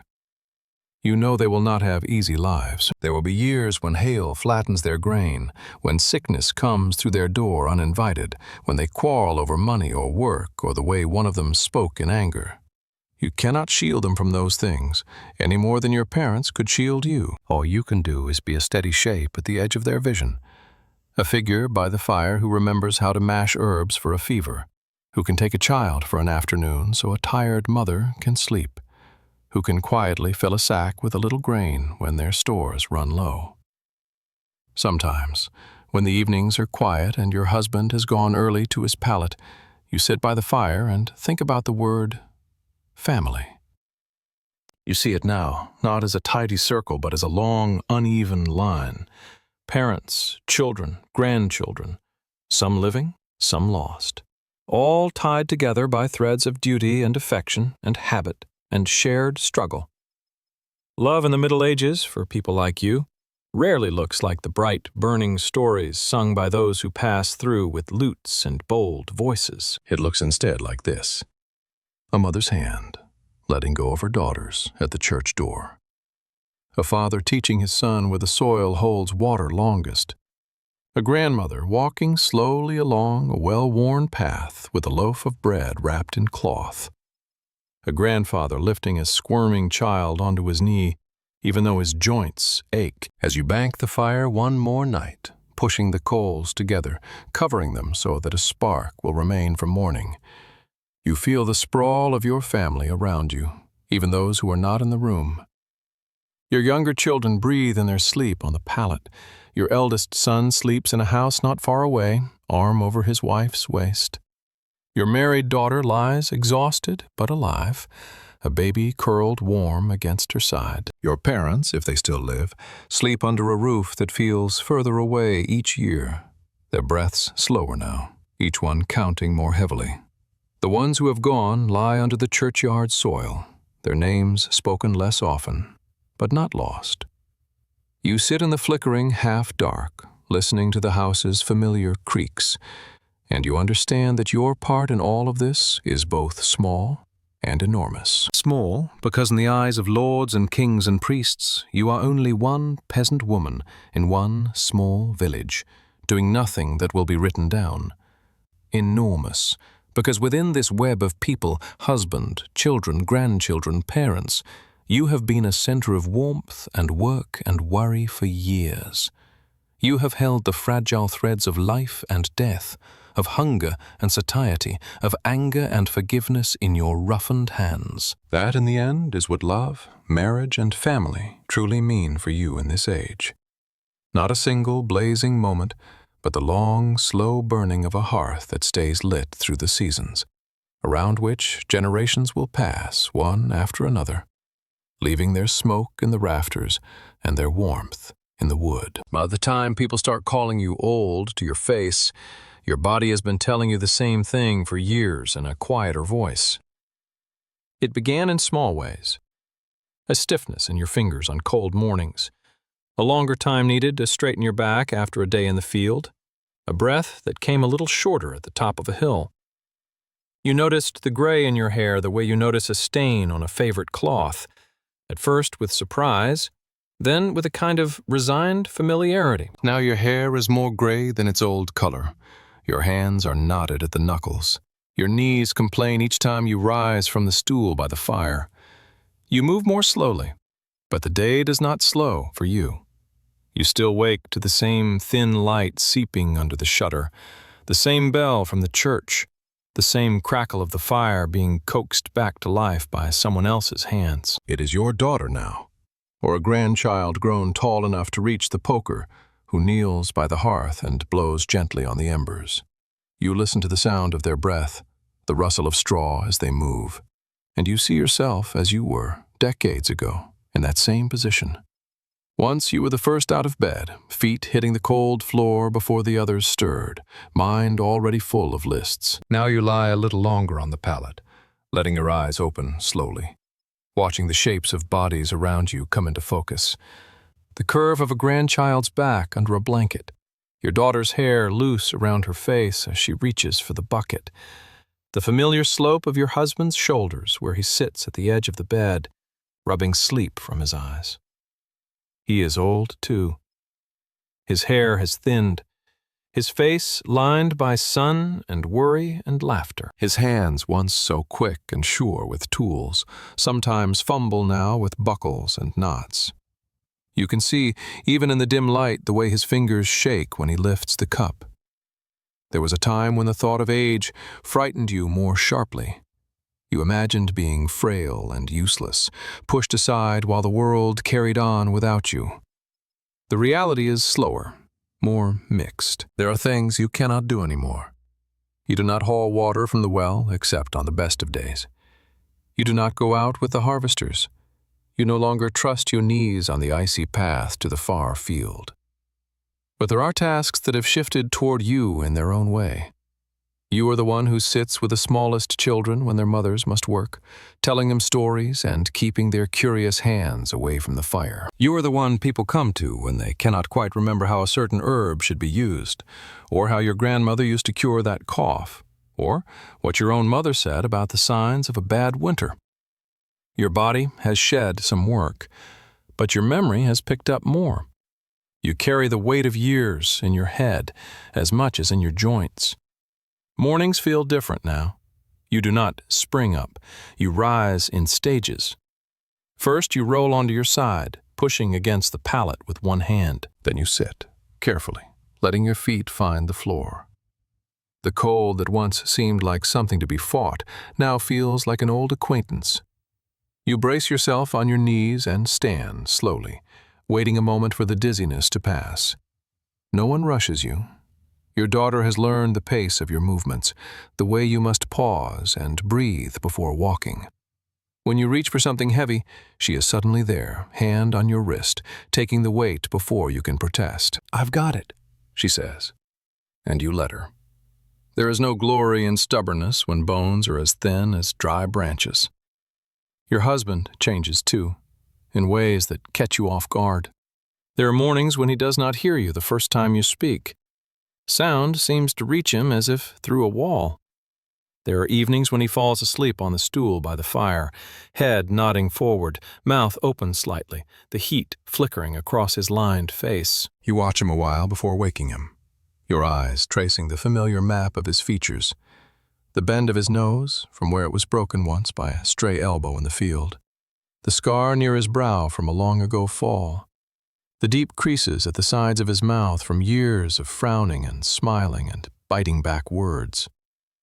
When you touch his shoulder and say his name, he starts awake with a little snort, then smiles sheepishly. "I was only resting my eyes," he mutters, and you both know it is a half-truth. Work still calls, but not as loudly as it once did. Your sons and sons-in-law carry most of the weight now, bodies still strong enough to bend and lift for hours. They consult your husband on matters of land and weather and rents, but increasingly it is advice, not orders, they seek. You watch him navigate this shift, the way he sometimes walks out to the field and stands with his hands behind his back, watching others work the soil he once turned himself. There is pride in him, and a touch of grief. Nothing in your world stays the same except the need to eat, to work, to pray, and to sleep. The house around you tells the story of your life more clearly than any words could. The beams overhead are blackened with smoke from fires you have fed for decades. The table bears nicks and burns from knives and hot pots. The pallet has been mended and remade, the straw renewed many times. The door frame is polished smooth at the height of hands that have gripped it passing in and out, yours, your husband's, your children's. There are ghosts in these marks, not of the haunting kind, but of the living past. You can remember your eldest daughter's laugh in that corner, your youngest son's tears in that one, your own mother sitting by this same hearth, her hands mending a shirt. Some of those people are gone now. The churchyard holds more of your family than your house does. Your parents lie there, their names fading on a wooden marker, or remembered more in stories than in letters. The child you buried long ago rests in that same ground, the small mound long since flattened by rain and time. Neighbors and friends line those rows as well, their final beds close together, just as their houses once were. You visit when you can, leaning on a stick, boots sinking a little into the soft earth. You stand for a while by the place where you know your dead lie, even if no stone marks it. You talk to them sometimes, quietly, words whisked away by wind. You tell your mother about your grandchildren. You tell your father that the fields are still planted. The grain still comes up most years. You tell the child you lost that their brothers and sisters are growing, that you have not forgotten. Death is no longer a distant stranger. It sits at the edges of your days like a patient guest. You see it in the way your husband's cough sometimes lingers too long, in the days when your own heart flutters in your chest like a frightened bird. You watch neighbors sicken and either recover or not. One day the bell tolls for someone your own age, and you feel a cold, sober recognition. It could have been me. One night, lying on the pallet, listening to the house breathe, you understand clearly that there will come a morning when you will not rise with the others. You do not know which morning it will be, The thought brings fear and also a strange, thin calm. You have seen enough of this world to know its weight. Sometimes your thoughts go back to the beginning, the shy girl you were, the stranger who became your husband, the awkwardness of your wedding night, the way you both learned to share a bed and a life. You remember nights heavy with child, days when grief pressed so hard on your chest you could hardly breathe, moments when you thought your marriage would crack under the strain of hunger and anger and exhaustion. You remember, too, the times when you and your husband shared a small private joke across the room, when you both laughed at something one of the children said, when your hands brushed in passing and neither of you pulled away. None of those moments were marked on any calendar. They happened between chores, between crises, between prayers. Together, they formed something solid and persistent. Love, for you, was not a bright, burning thing that consumed everything in its path. It was more like the fire in your hearth, sometimes low, sometimes high, always needing tending. Sometimes only embers under ash, but still there, waiting to be coaxed back to flame. In old age, that fire burns lower. Passion has given way to companionship, to the simple comfort of knowing the weight and warmth of another body beside you in the dark. You and your husband quarrel less now. There is not as much strength in either of you for sharp words. When you do snap, the anger feels thinner, out of place. Apologies come easier, though they still hide in practical gestures rather than grand speeches. A cup of water placed within easy reach. A cloak adjusted over thin shoulders. A hand held on the way to church when the path is muddy. Your children watch you both with a mix of impatience and tenderness. To them, you have always been old, even when you were only middle-aged. They sigh when you forget things, when you repeat the same story, when you move too slowly for their urgent tasks. But they also wrap an arm around your waist when the wind is strong. They lift you up when you stumble. They bring you bits of food from their own table when theirs has been more blessed that week. They are living the same pattern that you lived with your own parents. The slow shift from being cared for to being the carer, then to being something in between. Sometimes in the evening, you sit with one of your grandchildren by the fire and they ask questions no one else thinks to voice. "Did you love grandfather when you were young?" they ask, head tilted, eyes bright with the peculiar, hungry curiosity of youth. You look across at the old man dozing by the hearth, his chin on his chest, his breath whistling softly. You remember the day he came to your father's house, awkward in his best tunic. You remember the feel of his hand in yours at the altar. The first time he said your name in a voice that felt like it had room for you in it. You remember the nights you lay back to back, not touching but sharing warmth. You remember the way he shouted when he was afraid, the way he cried in the dark once when he thought you were asleep, thinking you had not heard. "Love is different here than in the songs," you say at last. "We did not know each other when we were wed. We learned each other like you learn the turn of the seasons, slowly, with mistakes. Some years were good, some not, but we stayed. We raised children. We buried some. We shared bread and hunger. I think, yes, in our own way, we loved." The child considers this, then nods, filing it away in a mind still half filled with stories of knightly romances and ladies in towers. Perhaps, years from now, they will remember your words when their own marriage is more duty than dream. On certain days, when your legs are not too weak and the weather is kind, you walk with your husband to the edge of the village. You stand together by a low rise where you can see the patchwork of fields spread out. Some green, some bare earth, some yellowing with grain ready for harvest. You lean on your stick. He leans a little on you. You point with your chin rather than your finger. There, that strip was your father's once. There, that hedge has stood since you were a child. There, by that tree your boys used to hide when they were meant to be scaring birds from the crop. The land holds your memories the way the house does, the way your body does.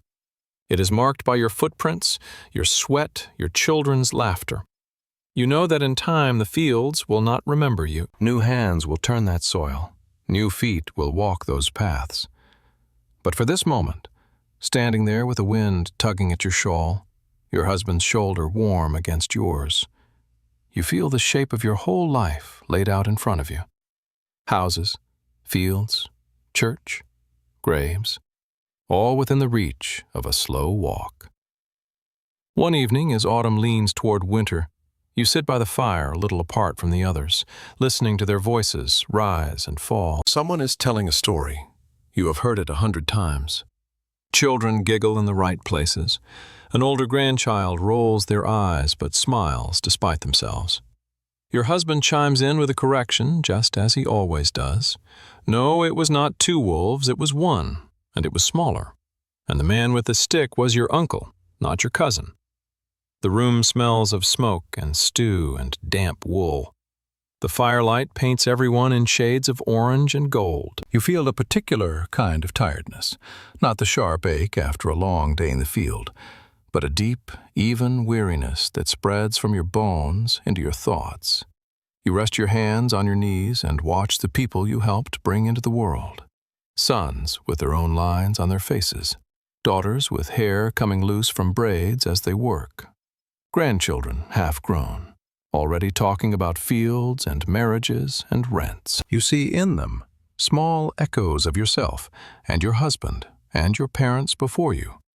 The tilt of a head, the way a brow furrows in concentration, the sudden burst of laughter. You realize, with a quiet certainty, that when you are gone, something of you will remain in these gestures, in these habits, in these stories. Love, marriage, family, these big words people in other times might write on pages, have, in your life, been made up of countless small, ordinary acts. Handing a piece of bread to a hungry child, sharing a cloak in a snowstorm, sitting beside a sick bed through the night, arguing over little things and still making room beside each other on the pallet at the end of the day. Saying we more often than I, even when we felt heavier. As your eyelids grow heavy, you listen to the murmur of your family filling the room like a low river. You let the sound wash over you. You think, not in words, but in a slow, spreading feeling. This is what it meant. Not the songs, not the stories of kings and ladies, but this. Warmth in a small, crowded house, hands passing bowls and babies. Lives interwoven so tightly that your story cannot be told without theirs. You shift on the stool, feeling the familiar protest in your joints, and someone notices. A grandchild stands up at once. "Here, grandmother," they say, helping you to the pallet. Your husband is already there, lying on his side, watching you with tired eyes that still hold a spark you recognize. You lower yourself down carefully, lie on your back for a moment. Then turn toward him as you have done thousands of nights. His hand reaches out, finds yours in the half-dark, and you curl your fingers around his. The fire crackles softly. The room hums with breathing and faint whispers. Outside, the night thickens around the house, pressing lightly against the walls. You let your breathing match the slow rise and fall of the chest beside you. You do not know if this is the last night or just one more in a long chain. It doesn't matter. Not right now. For this moment, in this tired, smoky room, your life is whole. Love worn smooth by years. Marriage held together not by vows spoken long ago, but by habit and care. Family around you like a woven blanket. As sleep comes, heavy and quiet, you let it carry you, knowing that whatever awaits beyond it, you have done the hard, ordinary work of loving and being loved in the only world you ever knew.